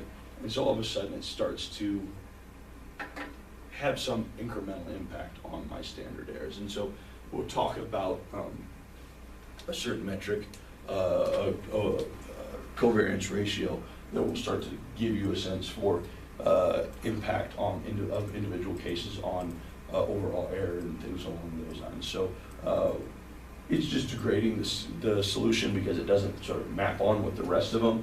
But what we really want to be, so this is probably the case that we're most concerned about. Cases with large leverages, high discrepancy, high influence, these are the cases that are going to start to throw things off. And this starts to become more and more problematic when we start to get into multiplicative models, models with interaction terms and things like that. This is where just a couple of different cases can start to completely change what your models look like. And I think I mentioned working on a paper with undergraduate in the lab and sort of doing some stuff, had a three-way interaction that was easily statistically significant but made 0 sense. We're trying to figure out like why. I have no idea why. This makes no theoretical sense. What it ended up being in a sort of data set of 250 people, two cases that were causing that three-way interaction to come up, and didn't make any sense. Once you got rid of those, three-way interaction went away, whole thing made sense, right? We had to do a deep dive into some of these different processes in order to identify it, because residuals looked reasonable. Multivariate screening looked reasonable, but it was just these two cases that started to come up as strange.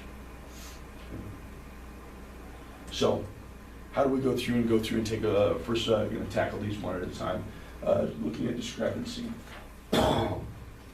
Again, discrepancy are problems in terms of our output or our outcome.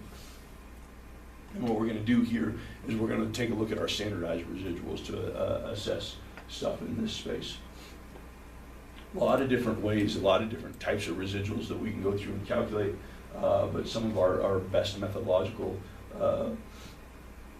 writings in there is sort of recommending looking at our externally studentized residuals. Okay, we're going to call these studentized residuals for short, but there's a lot of different sort of names that people go through and sort of these texts will talk about being very specific about sort of knowing what types of residuals that you're looking at. In SPSS, these are studentized deleted residuals. So this is your SD resid options. In STATA, these are studentized jackknifed residuals. Same thing, different terminology. Everybody got to be cute and come up with their own name for stuff and confuse everybody. Just want to make sure that you're pulling the right stuff with this. Okay. So what's nice about your studentized residuals is your studentized residuals is going to be looking at the difference between your observed value of Y for your case. So like let's say we're interested in case 20.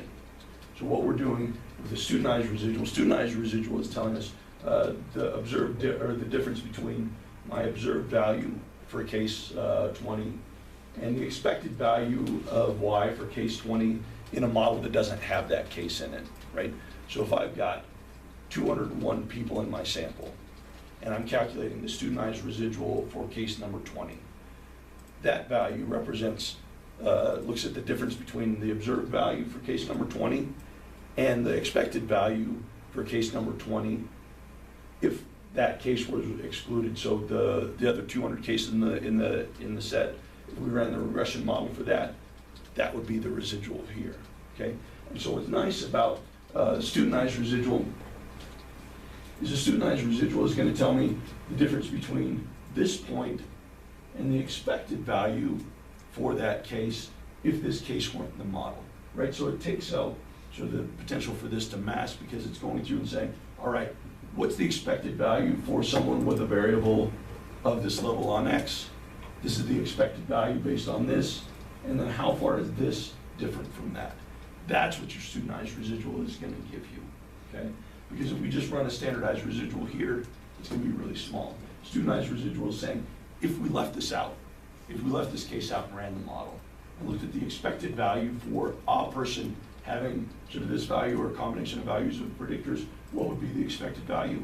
Here's what this actual person had. That's going to be your studentized residual. Okay.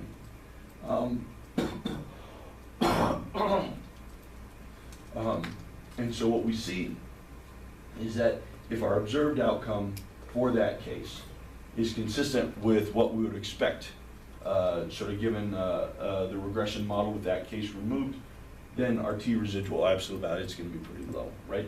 But if we get a model like this, right, where we see, if we were to exclude that value, this would be the regression line. This is the expected value, but this is actually what we observed for this case. That residual value is going to be much larger, and we're going to flag this as potentially problematic. Okay, so the nice thing about your studentized deleted residual here is this is going to follow a T distribution, and that's good because then that starts to give us criteria by which to judge the magnitude of this. And so our T studentized residual follows the T distribution with n minus p is the number of predictors minus 2 degrees of freedom. Okay, and so if a person wanted to, they could say, is this residual statistically different than 0 based on these degrees of freedom? You could attach a p-value to it. Don't do that. Okay, it's not useful. Because what you're going to do is you're just going to identify a bunch of stuff that's statistically significant that doesn't tell you anything. What we want to do is go through, we want to plot these residuals, take a look at their distribution, and what we're looking for, either in box plots or in histograms, wanting to identify stuff that's way different attached from the distribution, and say, hey, these are cases that look problematic. Okay. Now, identifying what are our benchmarks for large studentized residuals. You can think about these in sort of the same thing we think about t-scores in terms of, or z-scores in terms of identifying univariate outliers. Range really depends, right? But again, not putting a whole lot of stock in this, sort of looking graphically and saying, are we seeing cases with abnormally large or abnormally small studentized residuals? Those are cases that we might want to follow up on and sort of keep an eye on in terms of stuff. And as we're going through and looking at this stuff, again, think about this as bad penny phenomenon. If you got the same cases coming up as consistently problematic, being identified as high leverage values, identified as high discrepancy values, and high influence values, these are the types of cases that should be the specific target for deletion or things along those lines, right? Just because you've got a high case in one area doesn't necessarily mean you have to do much of it unless it's crazy extreme or something along those lines. Okay. So if we go through, and with this small case of 24, if we take a look at our studentized residuals, this is our histogram, right? Doesn't look too bad. Now remember, your histograms are all going to be determined by, so the limitation of your histograms in trying to determine things is your histogram is, the shape of your histogram, what that looks like, is a direct function of your binning, right? SPSS typically does a pretty good job. Stata, less so much, but we can go through and sort of start to specify how many bins you want to have. But just because you don't see something in the histogram doesn't mean, it might just be that SPSS decided to stack things together in a way that didn't make something look too bad. That's higher, so case number 4 is higher, and so these ones are a little bit lower, but overall, I'm not too worried here. So my minimum is negative 2.6. High studentized residual is just right under 2. So I'm probably not too worried about any of the residuals going on in this too much in terms of being problematic values in terms of discrepancy. People just kind of see what we're doing here. All right, same thing in Stata. So the histogram starts to look different because I've sort of told it that I want to sort of the width of this to be 0.3 with this, and I guess this is just Layla. But I think about something that's a little under half a standard deviation ends up kind of being a nice. You can play around with it, look at this. But here we see a couple of points that are pretty low, a couple that are pretty high. But again, and sort of we've got a disconnection between the distribution. But again, we've only got 24 cases in this example, so I'm going to give it some leeway with this. And it's the same type of thing we see with our box and whisker plot here. Okay? So people get a sense for what we're looking at in terms of our discrepancy values with respect to our residuals. And so again, the deleted studentized residual is nice. It falls on a nice T distribution. So I can go through and I know, and you all know at this point, what a value, low value 2.6, high value of 2. It's probably not anything to get too worked up about in terms of stuff, right? Okay. So that's problems in Y space. Problems in X space, we're going to go through and we're going to start taking a look at our leverage values here. Now, we did this a little bit in the last problem set.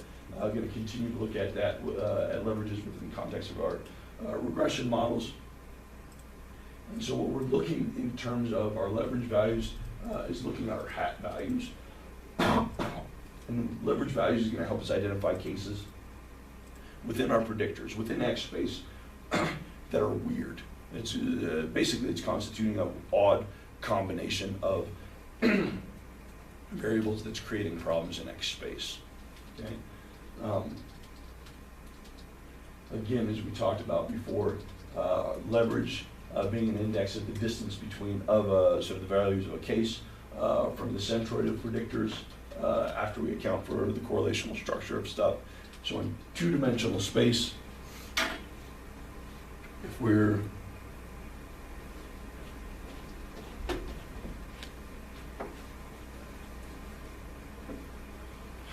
this is X, right?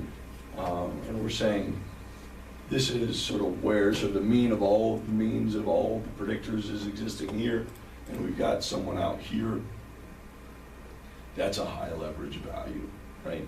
What we're looking at is something that, if this is the mean of all possible predictors, sort of in three-dimensional space, this is kind of just hanging out here.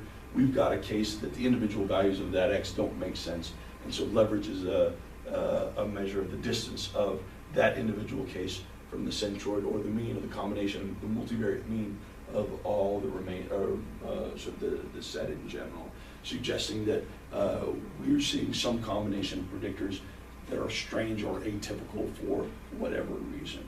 Okay, so our leverages and sort of classical approach to calculating leverages, ranging from 1 over n to upper limit of 1, with a mean equal to p plus 1, and p's number of predictors plus 1 over the sample size. SPSS, a little bit different. SPSS calculates centered leverages. This is important to recognize. Centered leverages range from 0 to 1, 0 to 1 minus 1 over n.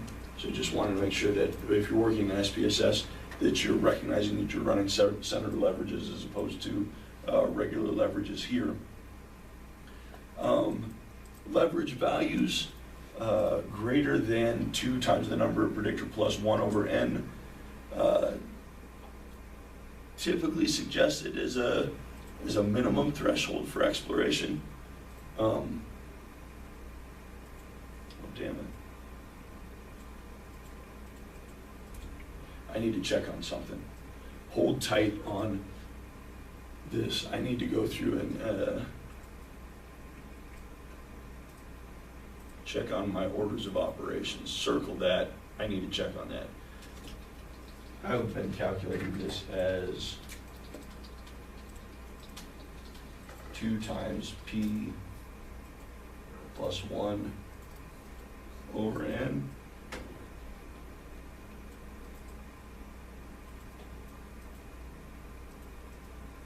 Which is not the same number. I'm glad I caught that. So let me go through and check. But anyway, yeah, this is right. This is right. Because what we're looking at is sort of the recommendation being leverages that are more than twice the expected average. So if this is the average of if p plus 1 over n is the expected average, twice the expected average is these being values that are worth following up. For small samples, 3 times the average level, right? If we're making adjustments for centered benchmark or centered leverages, or 2 times the number of predictors over n, or 3 times the number of predictors over n. Problem is that this is going to over-identify cases. If you try and sort of just go through and you say, all right, anything above this value, I'm gonna go through and take a look at as being a multivariate outlier. You're gonna spend all day looking at multivariate outliers, you're gonna have 10, 15 of them to go through and try and deal with, right? And so, in general, right, that this is a minimum threshold. It's gonna over-identify cases, right?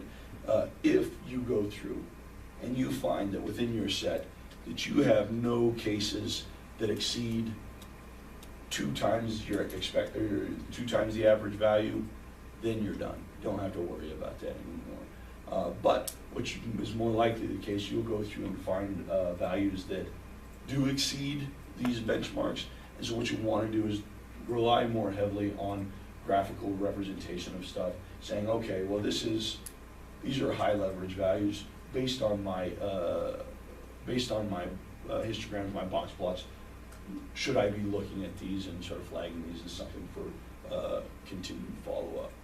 Okay, so for my centered leverages here in SPSS, right? So if I've got a small sample, right? So I'm wanting to look at I got 24 cases, so I've got 2 predictors.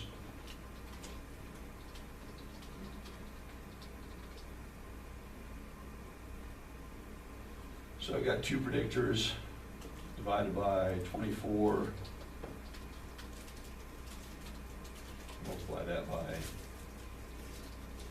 2. Yeah. So what is it? What is it? Someone tell me what this number is.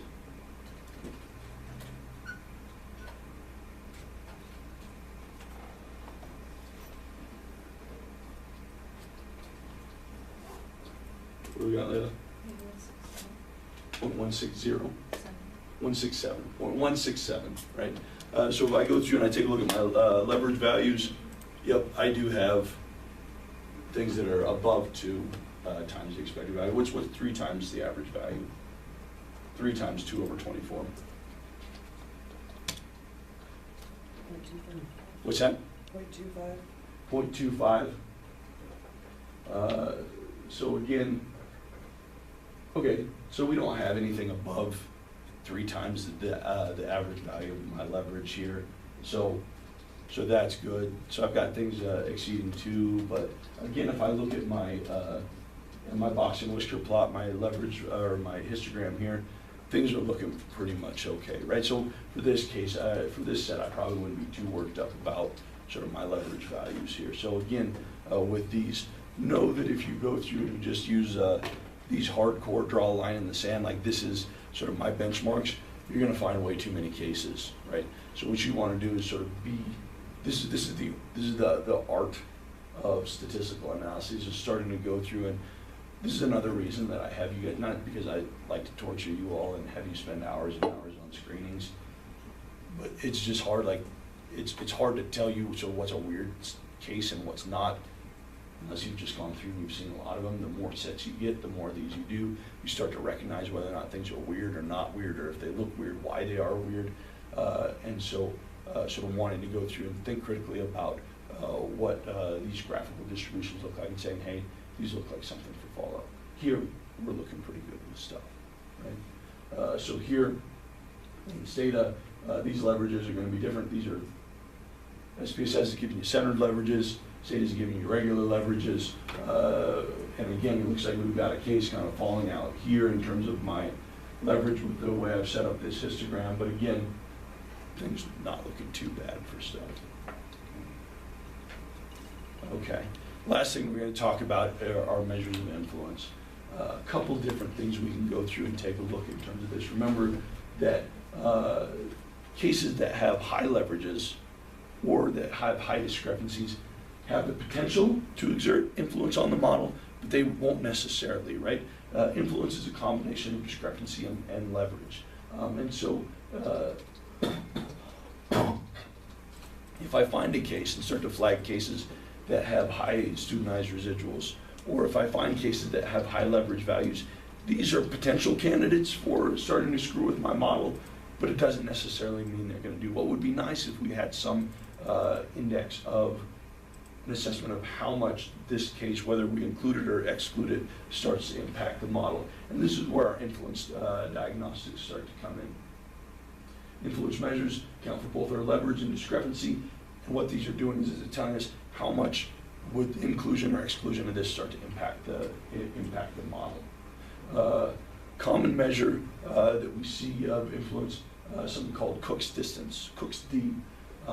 It's looking at the difference in the coefficients for the full set of variables obtained if we were to exclude it versus not, if we were to include versus not include. Cut point for cont'd, values greater than 4 divided by the number of cases minus the number of predictors minus 1, suggesting potential further investigation. But again, that's going to over-identify cases. So you want to make sure that you're relying more on graphical, or using at least your graphical methods in concert with stuff. Another statistic that we can calculate that starts to get more at, lately you're asking about sort of what's the impact on our standard error. Code ratio does a nice job. What this is going to go is it's going to tell us the extent to which this observation starts to impact the width of our confidence intervals, right? So if I've got a case like this, right, it's not really impacting necessarily my regression line too much, but starts to increase errors or increase my standard error. What I might find if I was looking at covariance ratios is that this value would have a high value for this and would say, oh, it looks like the inclusion of this individual case is actually increasing my standard errors. It's increasing the confidence intervals around my estimates, and so maybe I might want to take a look at this. So covariance ratios greater than 1 are going to improve the precision of estimate, which you think, oh, sweet, right? But one individual case probably shouldn't be sort of the one completely directly driving sort of the level to which my standard errors, right? In this situation, I probably got a case like this, right? I had a covariance ratio that's way less than 1, suggesting that this is suppressing my standard errors, versus, covariance ratio is less than 1, degrading the precision of my estimation, right? So then I'm sort of more concerned about those as inflating my standard errors. And so again, rule of thumb, looking at the absolute value of the covariance ratio minus 1, if that's greater than 3 times the number of predictors plus 1 over n, then so let's go through and take a look at that. I'm not going to ask you guys to go through take a look at covariance ratios. There's enough going on with here, just looking at leverages, discrepancies, and cont'd, but wanting you to be aware of this as another tool to go through take a look at stuff. Okay. So looking at our cont'd, and in this example we'll go through covariance ratios. Same for Cooks, just through some box plots. So we got a couple, case 1 and case 4, that are reasonably large. And so I might want to go through and take a look at those cases, kind of see what's going on with those. Same thing, covariance ratio. So those 2 cases here are showing up still, but 12 and 20 are looking like kind of the more problematic cases here, right? So suggesting maybe we need to go through and take a look at those cases a little bit more closely. Same thing in STATA. One of the nice ways to go through, alternative way to plot these things out, and it's a more recommended case, I call these drop plots. So here, if we're looking at cont'd, we can see again the case in 1 and 4, considerably higher than everything else. We've got considerable elevations here. That's something I might want to go through and take a look at. My covariance ratios here. Remember that so we got problems going either way. In terms of high levels, I mean, things aren't looking too bad in terms of high levels. What's my bigger concern, Haley, with this, based on this drop plot, in terms of things I might want to go through and take a look at? 12 and 20. And this is the type of thing that you want to be identifying with graphical stuff. Up here, like, they're not. I mean, 13 is the highest by not by much, right? These are the weird cases. These graphical representations are going to show you where the weird cases are, give you a better sense of how to identify that. So this is a nice way to look at things, but your box plots and things and your histograms, also a way to go through and take a look at this stuff. So, questions about discrepancies, leverages, influence. Okay. Now, if you get deep into the weeds with these regression diagnostics, and sometimes you will need to, because you'll have stuff that comes up, there's weird stuff going on in your regression models, and you're having a hard time figuring out what's going on. There are more other types of techniques that you can go through and take a look at. If you're wondering where your linearity stuff is going on, right? I've got a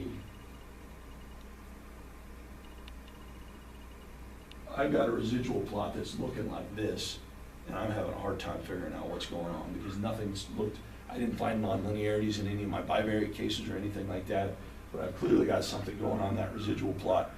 How do I go through and figure out what cases or combination of cases is causing me problems? One thing I can do is I can go through and I can run a scatter plot of my residuals versus my individual predictors, right? And that might help you go through and identify which individual predictors are associated with weirdness and stuff like that, right? So I can go through and do that. Alternative measures of influence. Statistic called DF beta. This is what I can go through and actually look at how does this case influence individual predictors in our model, right? Individual coefficients. Cook's distance is looking at the impact of individual cases on the entire model. DF beta is going to give you a score for each of your individual predictors in your model, right? So it not only if I want to see what's the impact of individual cases on individual coefficients, say I've got 4 predictors in my model, and I want to know if there are any weird cases that are specifically impacting the coefficient for x1, x2, x3, x4. I can request DF beta, and that's going to tell me specifically which of these predictor coefficients is this case going to impact to the greatest extent, right? So then your number of DF betas is going to be sort of however many predictors in your model, you're going to have one of those for each one. We can go through and start to take a look at some of those things. Making sure I have independence of error. One thing we can do is we can run a index plot of your residuals by the number of, by the order of cases that you've got. Let's say I have drift, right? As my RAs are sort of getting sloppy over the course of the semester, and so at the front end, my stuff's pretty tight. But as I sort of plot these cases out in terms of their residuals, in terms of how they were collected, so I start to see increases in error as my I continue out throughout the case. That can start to tell me sources of systematic error within my model. Specification error. We talked about this as a way to go through and test within your diagnostics, but there are techniques we can use. You hear people talk about added variable plots. This is looking at the impact of including additional variables. So my model contains these 5. What happens if I throw in 6? How does that start to change models and stuff like that? Added variable plots can be a way to go through and take a look at this. And then what we can see, and this is nice. I can't figure out how to do this in SPSS. We can start to different pieces of information and put it all in the same plot, so we can start to see kind of what's going on in terms of sort of the combination of discrepancy, leverages, and influence. Okay. So for example, this is a pretty easy plot that we can get within Stata, right? So just LVR2 plot and labeling the ID stuff. What we see here,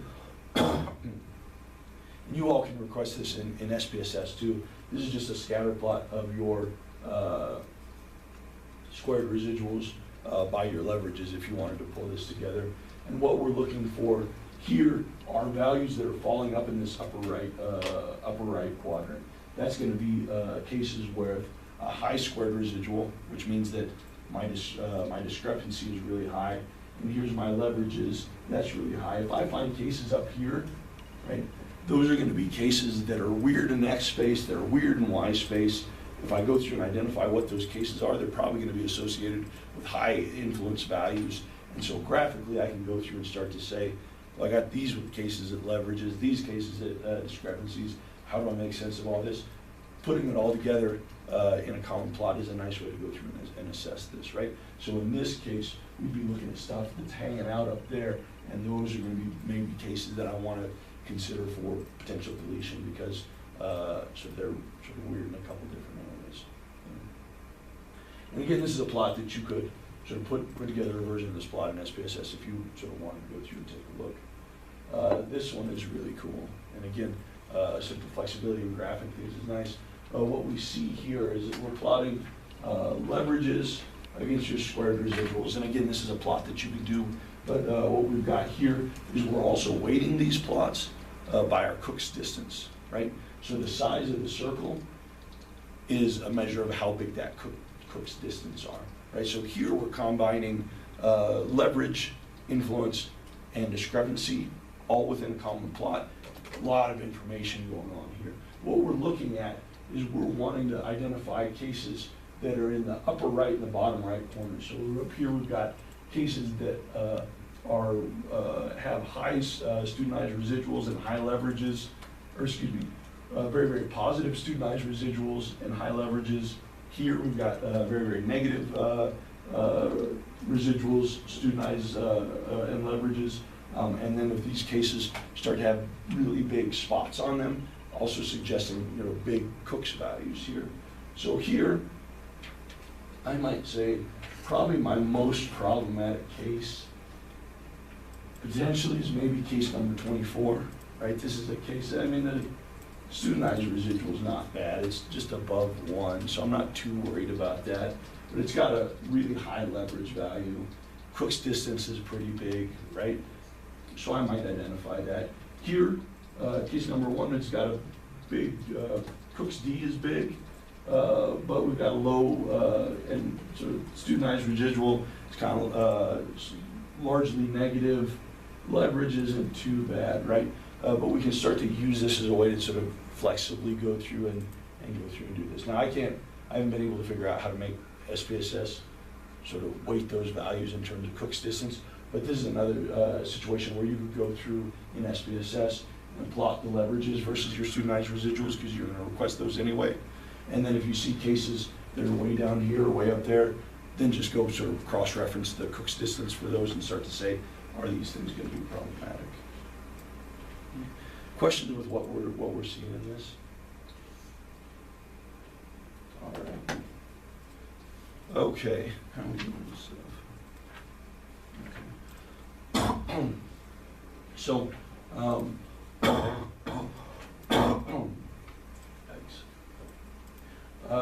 additional issues we want to take a look at, and we talked about this previously, looking at multicollinearity. So I guess before we jump into multicollinearity, questions about procedures for going through and identifying potentially problematic cases within your set. Is there any graph that you would want us to do? Yeah, I'm going to go through, and if you could take a look at the handout, I sort of step through, and we'll talk about sort of things that you want to go through. But I mean, part of this I want to, and again, sort of don't want you to spend endless hours sort of looking at all possible things, and so trying to streamline this a little bit for you guys, but also wanting you to be aware of if you run into cases where things are just funky and you're having a hard time trying to figure out how it is, sort of different options that you have to go through on your own to take a look at stuff. All right, multicollinearity, easy, straightforward. We talked about this. What we see as our predictor values or our predictor variables start to increase their correlations with one another, their unique contributions start to decrease more and more, starts to get unstable, and what ends up happening is within the context of the mathematics of regression, it's functionally trying to divide things by 0. What ends up happening is we have standard errors that get inflated there all over the place, right? I've got a regression coefficient with a standardized coefficient of, say, 0.7. Is that a big standardized coefficient? I think that's standardized coefficients ranging from -1 to 1-ish. Yeah, that's a massive coefficient, right? But I find that it's not statistically significant. If that's the case, I would start to wonder sort of what level of collinearity I have going in and going on in my model. What we see is our regression coefficients start to become increasingly unreliable with high levels of collinearity. Regression coefficients are starting to become unstable If I start to tweak the data in minor ways, it starts to go through and sort of make major changes within the context of the data set, right? What I find is that my estimates might not generalize from sample to sample. Weird stuff starts to go on. Technically, if my concern is prediction, if I don't care about the statistical tests of my individual coefficients, I care less about multicollinearity. If I have a true regression, true predictive model where I'm trying to just maximize my R squared, then multicollinearity is not an issue. But those aren't the models that we run, right? We're always interested in the unique contribution of my individual coefficients, and in that case, then we start to have a problem with multicollinearity and the havoc it wreaks on our standard errors, okay? So again, rule of thumb, for our bivariate correlations, if I've got bivariate correlations in excess of 0.9, I should say, hey, that's a problem. In actual fact, if I'm anywhere close to that, I'm at 0.8, I'm at 0.7, these are things that start to become problematic. It suggests that I'm not measuring different variables, I'm measuring the same variable, just using different ways, right? It's hard to find two measures of the same thing that correlate 0.7 with one another, much less try and pretend that I've got two different things that are unique constructs correlated at that level. If people have made arguments that if my variance inflation factor is about 2 or above, that starts to become problematic. That's probably a little bit too conservative, right? Particularly within the context of psychological science where everything is related to everything. We know that we're going to have correlations among our predictors, but we need to keep an eye on making sure that things aren't too high, starts to indicate a redundancy, right? If we want to put a real, actual, meaningful interpretation on our VIFs, thinking about VIF, or taking the square root of our VIF as a metric of the relative increase in our standard errors relative to a situation where we had uncorrelated predictors. So VIF of 2 is about a 40% increase in corresponding standard errors relative to having no correlation between our predictors. And that's pretty substantial, right? That's saying that my standard errors are almost 50% greater than if I didn't have collinearity in that model. Really starts to put a sort of practical interpretation on some of these collinearity diagnostics, okay? And so again, if you start to have variance inflation factors that start to get large, really important that you're going through taking a look at your standard errors and making sure that am I sort of missing something? Do I have really large coefficients that sort of based on their absolute value would suggest a sort of large contribution, but then aren't statistically significant, even in the presence of a large sample, because my standard errors are all over the place and through the roof. Okay. Questions on collinearity stuff? All right, in SPSS, what we're going to do is we're going to ask for collinearity diagnostics, and this is going to give us our tolerance values and our BIFs. In this case, variance inflation factors are looking pretty good, so I'm not too worried about that. So my X1 and my X2 appear to be almost sort of not correlated at all with one another, so that's good. In general, tolerance values less than 0.1 or VIFs greater than 10 are going to be problematic, but again, asterisk that. If you're getting anything even in the vicinity of any of that stuff, you should have started having concerns a long time ago, okay? And again, wanting to go back through and take a look at your model saying, what did I do? Did I measure something that, did I accidentally code something wrong where I've got included in my regression model all 3 subscales of a measure and then the total subscale? Then you're gonna have problems, right? Or have I measured the same thing twice and called it something different? But really what I'm doing is I'm getting at the same type of thing, wanting to go through and take a look and saying, what's going on in this model? And then if I want to go down through and I want to say, okay, let's say I've got a model with and this can start to get complicated. I've got a model with 7 different predictors, but my VIFs for a couple of them are through the roof, right? And my bivariate correlations all look like they're pretty reasonable, right? And so what's going on there is somewhere in multivariate space, I've got some collinearity between these models that I can't detect with my bivariate relations, and this starts to get problematic. So what we can do, if we go down the collinearity diagnostics that SPSS gives you, what you can go through and start to do is take a look at what we're wanting is if you've got values in this eigenvalue that are close to 0. Now, some of these values are going to decrease with each predictor in the model, right? But what you're wanting to look at is if you've got collinearity based on your VIF, you're looking at, so if there's an eigenvalue that's very, very close to 0, and then what you've got, if you look at your condition index here is greater than 30, and you look at variance proportions, you got variance proportions greater than 0.50 in 2 or more different variables. These are the types of combinations that we're going to go through, and this is where you can start to do some diagnostic stuff. So let's say I've got a VIF of 8 across a variable, right? And so I'm really trying to figure out, like, okay, what's going on with this variable? What I could do is drop down through, take a look, and say, all right, here's my level of collinearity. It's got low eigenvalue, high condition index, and then I'm saying, so variable sort of 1, variable 3, and variable 6 all have variance proportions greater than 0.50. That's saying, hey, sort of these variables in multivariate space are all sort of coming together and doing funky stuff.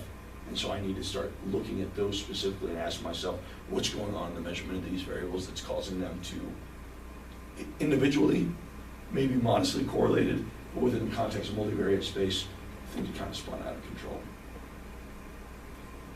We kind of see how we can use this to go through and do some initial diagnosis. And generally, if you got problems with multicollinearity, it's pretty obvious from your correlation table where that's coming from, but sometimes, again, it can start to become more complicated. This is a nice way to go through and take a look at stuff. Questions on this? All right, so here's my VIF, collinearity diagnostics, sort of within SPSS. Same thing we can get in Stata, just sort of outputs a little bit different, but all the loops are going to be the same going through this. Okay, so my summary for screening for my regression stuff.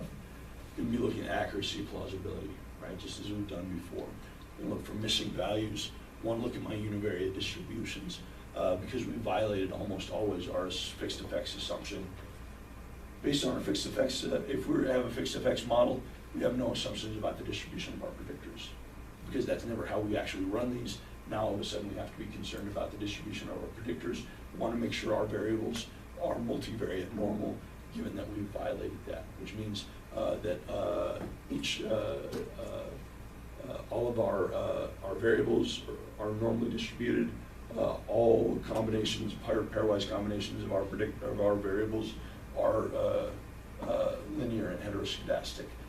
If we meet those, we're going to assume that we meet multivariate normality. So we're going to be looking at that here. We'll look at univariate outliers like we have before. We're going to take a look at our linearity of our bivariate relations, right? So again, looking at this in terms of our multivariate analysis, our multivariate normality assumption. Also looking for possible specification error, right? If I'm seeing so the relation between age and education is usually heteroscedastic, suggests that I'm missing something in there, right? Now, we can go through and we can have, if in my model, I see that age and income is heteroscedastic, when I look at my residuals are fine.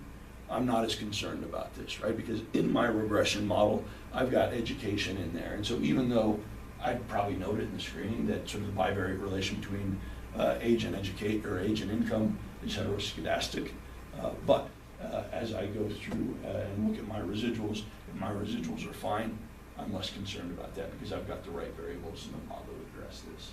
So we're going to go through and we're going to take a look at our error distributions. making sure errors are normally and normal and homoscedastic, making sure that we don't have any nonlinearities in multivariate space. So making sure that we don't have clear evidence of sort of a nonlinear relation among my residuals. We look for discrepancies, leverages influence values, and then finish up with covalent stuff. Okay, so the handout that we're going to work through, the SPSS stuff, working through an example, has a sample write-up at the end, so you can go through, take a look, and see what all this looks like. And we'll walk through that. I don't know that it makes sense to jump in it today, but we'll sort of walk through it on Wednesday. Okay. Questions? How are we feeling about this? Okay. This is a lot, but for you all moving forward, sort of regression is a massive tool. You're going to end up using regression somewhere. I want you to be able to go through and recognize sort of when things start to go awry, when the wheels fall off the bus, giving you tools to be able to go through and figure out, okay, what's exactly going on, so that you don't unnecessarily scrap an entire project because of 2 or 3 weirdo cases in there, being able to go through and identify, seeing where those are, and starting to predict the potential impact of that stuff on your model and your results. Okay, types of regression. We'll finish up here. It's pretty easy, straightforward, I think, sort of based on the stuff we've covered, I guess, up to this point. So, standard multiple regression, okay? Standard multiple regression, we've got what we're doing with this approach is we're taking all of our predictor variables and we're entering them simultaneously into the model, okay? And in this approach, the coefficients, our individual predictors, represent the unique relation of my predictor with my outcome after we control for other variables in the model, right? So this is, remember, and sort of go back to that, to the Venn diagram. We talked about sort of how we proportion things out. So my question here is that, so if I take these other things into account, what's the unique effect of this predictor on my outcome? Because we have our predictors, particularly in psychological science, often intercorrelated. It's possible to have a predictor that has a very, very strong bivariate relation with my outcome, but within the context of my regression model, has a very small association, or maybe an effect that's not statistically significant. Laura, how might I get this? So I've got a correlation between X1 and my outcome is 0.5, right? But when I drop it in my regression model, it's not a reliable predictor. What's going on in that situation? Could it be that there's another predictor you're accounting for that is sucking up that relation? Exactly, right? Anything that this predictor is bringing to the party has already been it's already been brought by a different predictor, right? There's a complete overlap with something else, right? So what that would suggest to me is the potential for collinearity within the context of my model. There's another predictor in there that's completely, almost EEI is a predictor of anything in there, right? It's just a massive, non-specific general misery measure that just sucks all the air out of the room. It's hard to we'll sort of go through and sort of experimental food. We'll go ahead and drop neuroticism into anything and see what happens, or self-esteem, right? So these are the types of big variables that can start to take all the air out of the room. So again, generally wanting to take a look at your bivariate correlations in addition to your regression coefficients, because what can happen is, hey, if I see something that has a very strong bivariate relation that's not popping up in my regression model, I might want to think about what's going on. Or in the case of suppression, which hopefully you'll read about in the Bachelor of Goodell, I have a bivariate relation that's positive. Then in my context, my regression, I've got a strong negative relation. Cripes, how do I account for that, right? What's going on with this? So we start to see what we call suppression effects going on. So always a good idea to look at the correlation, bivariate correlation between your predictors and your outcomes to get a good sense of what's going on with your model, okay? So With our standard multiple regression, what we're interested in is we're looking at the unique contribution of individual predictors while accounting for other variables in the model, okay? And this is our standard multiple regression model. One thing to note with our standardized coefficients, remember our standardized coefficients are telling us expected standard deviation units in Y given a standard deviation change in X, right? Standardized coefficients are good things to be looking at with respect to looking at the relative contribution of predictors within a model, but technically inappropriate to start comparing standardized coefficients in this study versus that study. Because calculating our standardized coefficients ends up being a function of taking all our predictors and turning those into z-scores, and taking our outcome and turning those into z-scores. Those z-scores are completely dependent on the variability within my sample. And so what can start to happen if I have in sample 1 and sample 2 very different variability or very different standard deviations or variances among my variables, that can start to sort of make an apples and oranges comparison situation go down with respect to my standardized coefficients. So standardized coefficients useful for comparing variables within a model, but not good at comparing coefficients across models. If you're going to compare, so we've got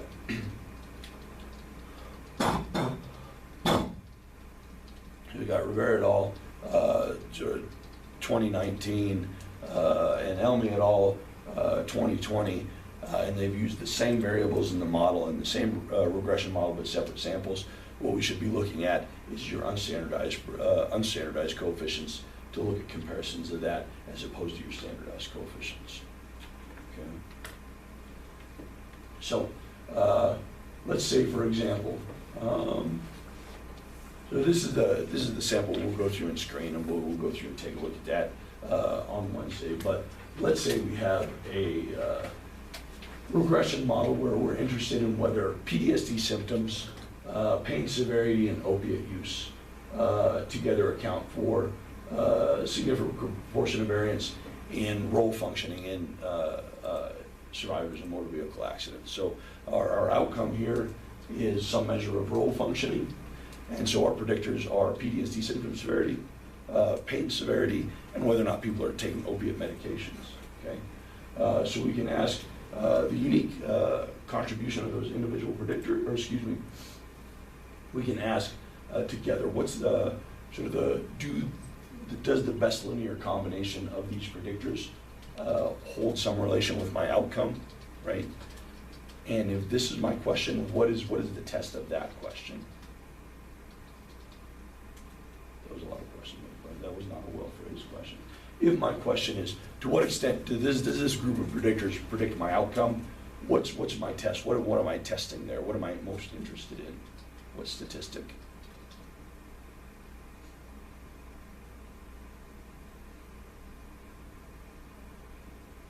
Regression coefficient? What's that? Your coefficient? Yeah, which coefficient? Regression coefficient, so your overall model, right? There we go, yeah, my overall model, right? My R squared. So if my question is, does the combination of pain severity, PTSD, and opiate use, does the best linear combination of these variables account for variability in my outcome?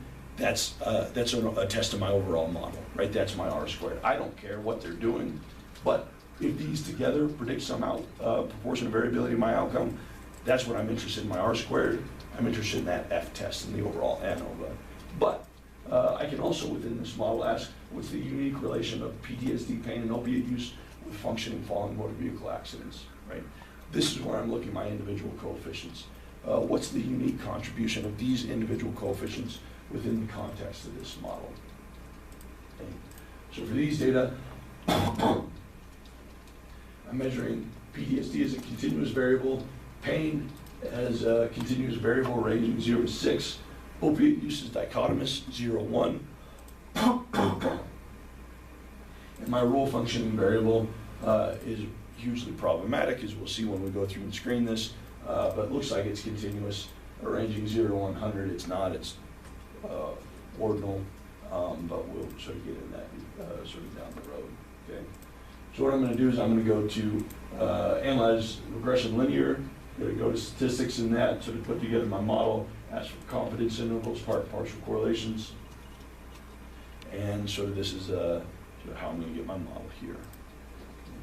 So people see what we're, with a standard linear regression, a multiple regression, sort of in general, the types of questions we're looking at here is, does the best linear combination of these predictors account for some variability in my outcome? This is a test of my R squared, right?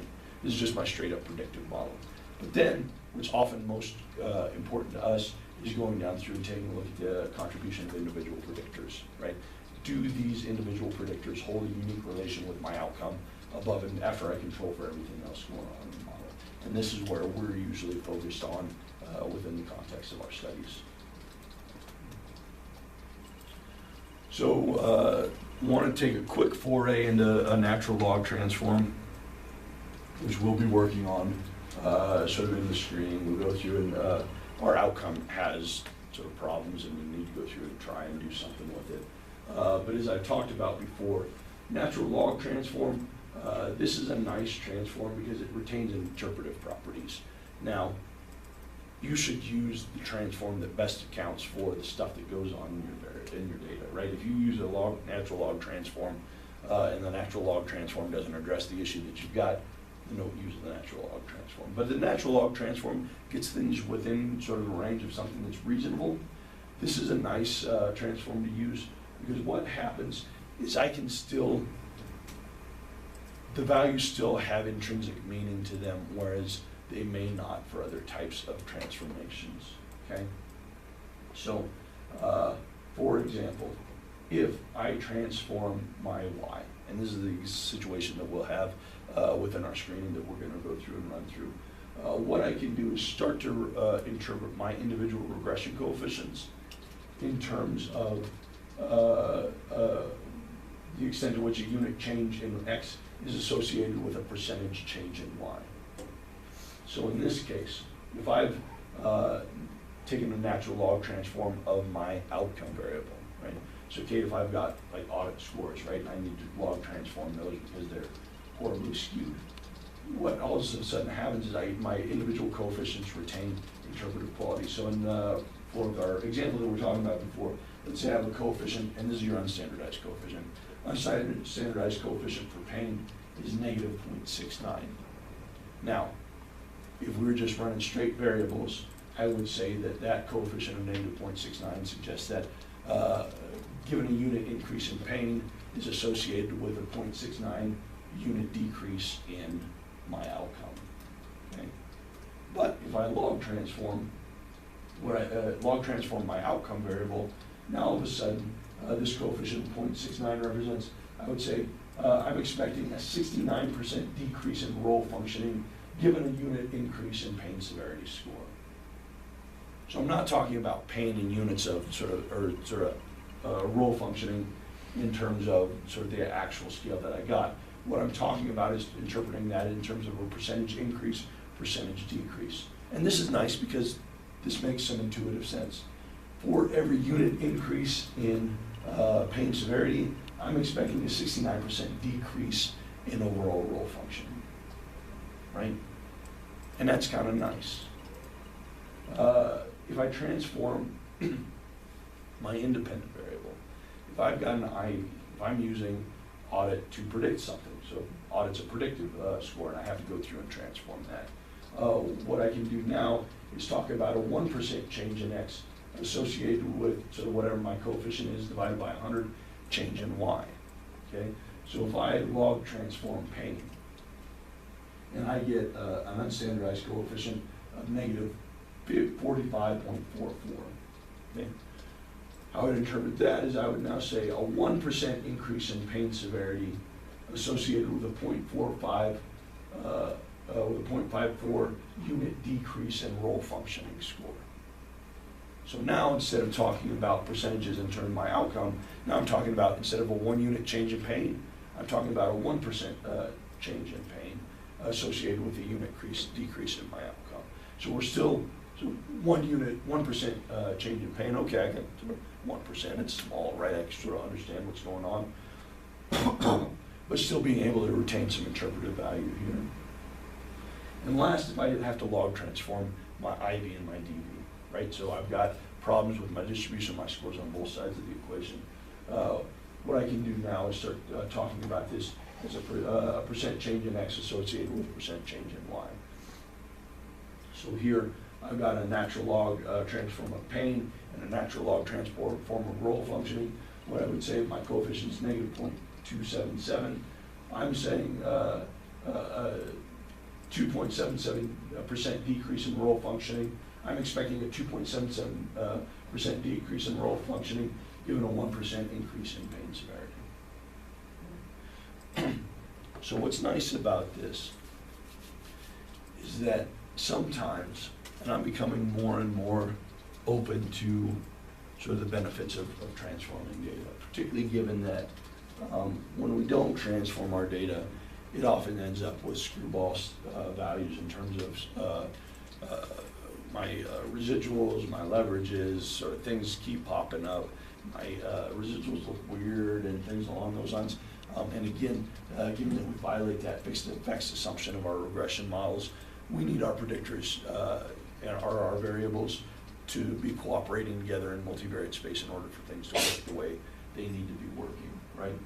And so sometimes it's necessary to transform a variable, right? But if we can choose a transform that retains some interpretive value, that's really good. If I use an inverse square transform, then I have to say the relation between X and sort of expected unit, sort of X unit change and sort of the inverse squared transform of something. That's, I don't know what that means, right? It suggests that there's a relation with a nonlinear transform. It starts to become complicated.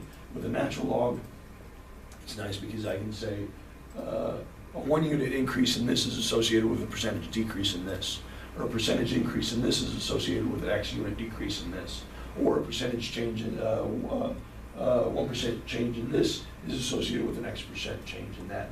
So I'm able to go through and talk about this in a way that sort of conveys intuitive meaning to people, despite having had to go through and start to change, transform. People don't do this enough, and it's a missed opportunity if I've gone through and had to transform this anyway, to interpret these scores in a way that sort of makes sense to people so that people can grasp, so that it's not just, oh, this is in effect has a p-value that's different than 0. So it's a statistically significant effect. Okay. Questions about sort of our log transforms and sort of what we're doing there? All right, cool. We'll leave it at that. We'll finish up on Wednesday. We'll walk through, talk real quick about our hierarchical models and stepwise models, and then we'll jump into, so we'll spend a big chunk of the time working through our screening stuff.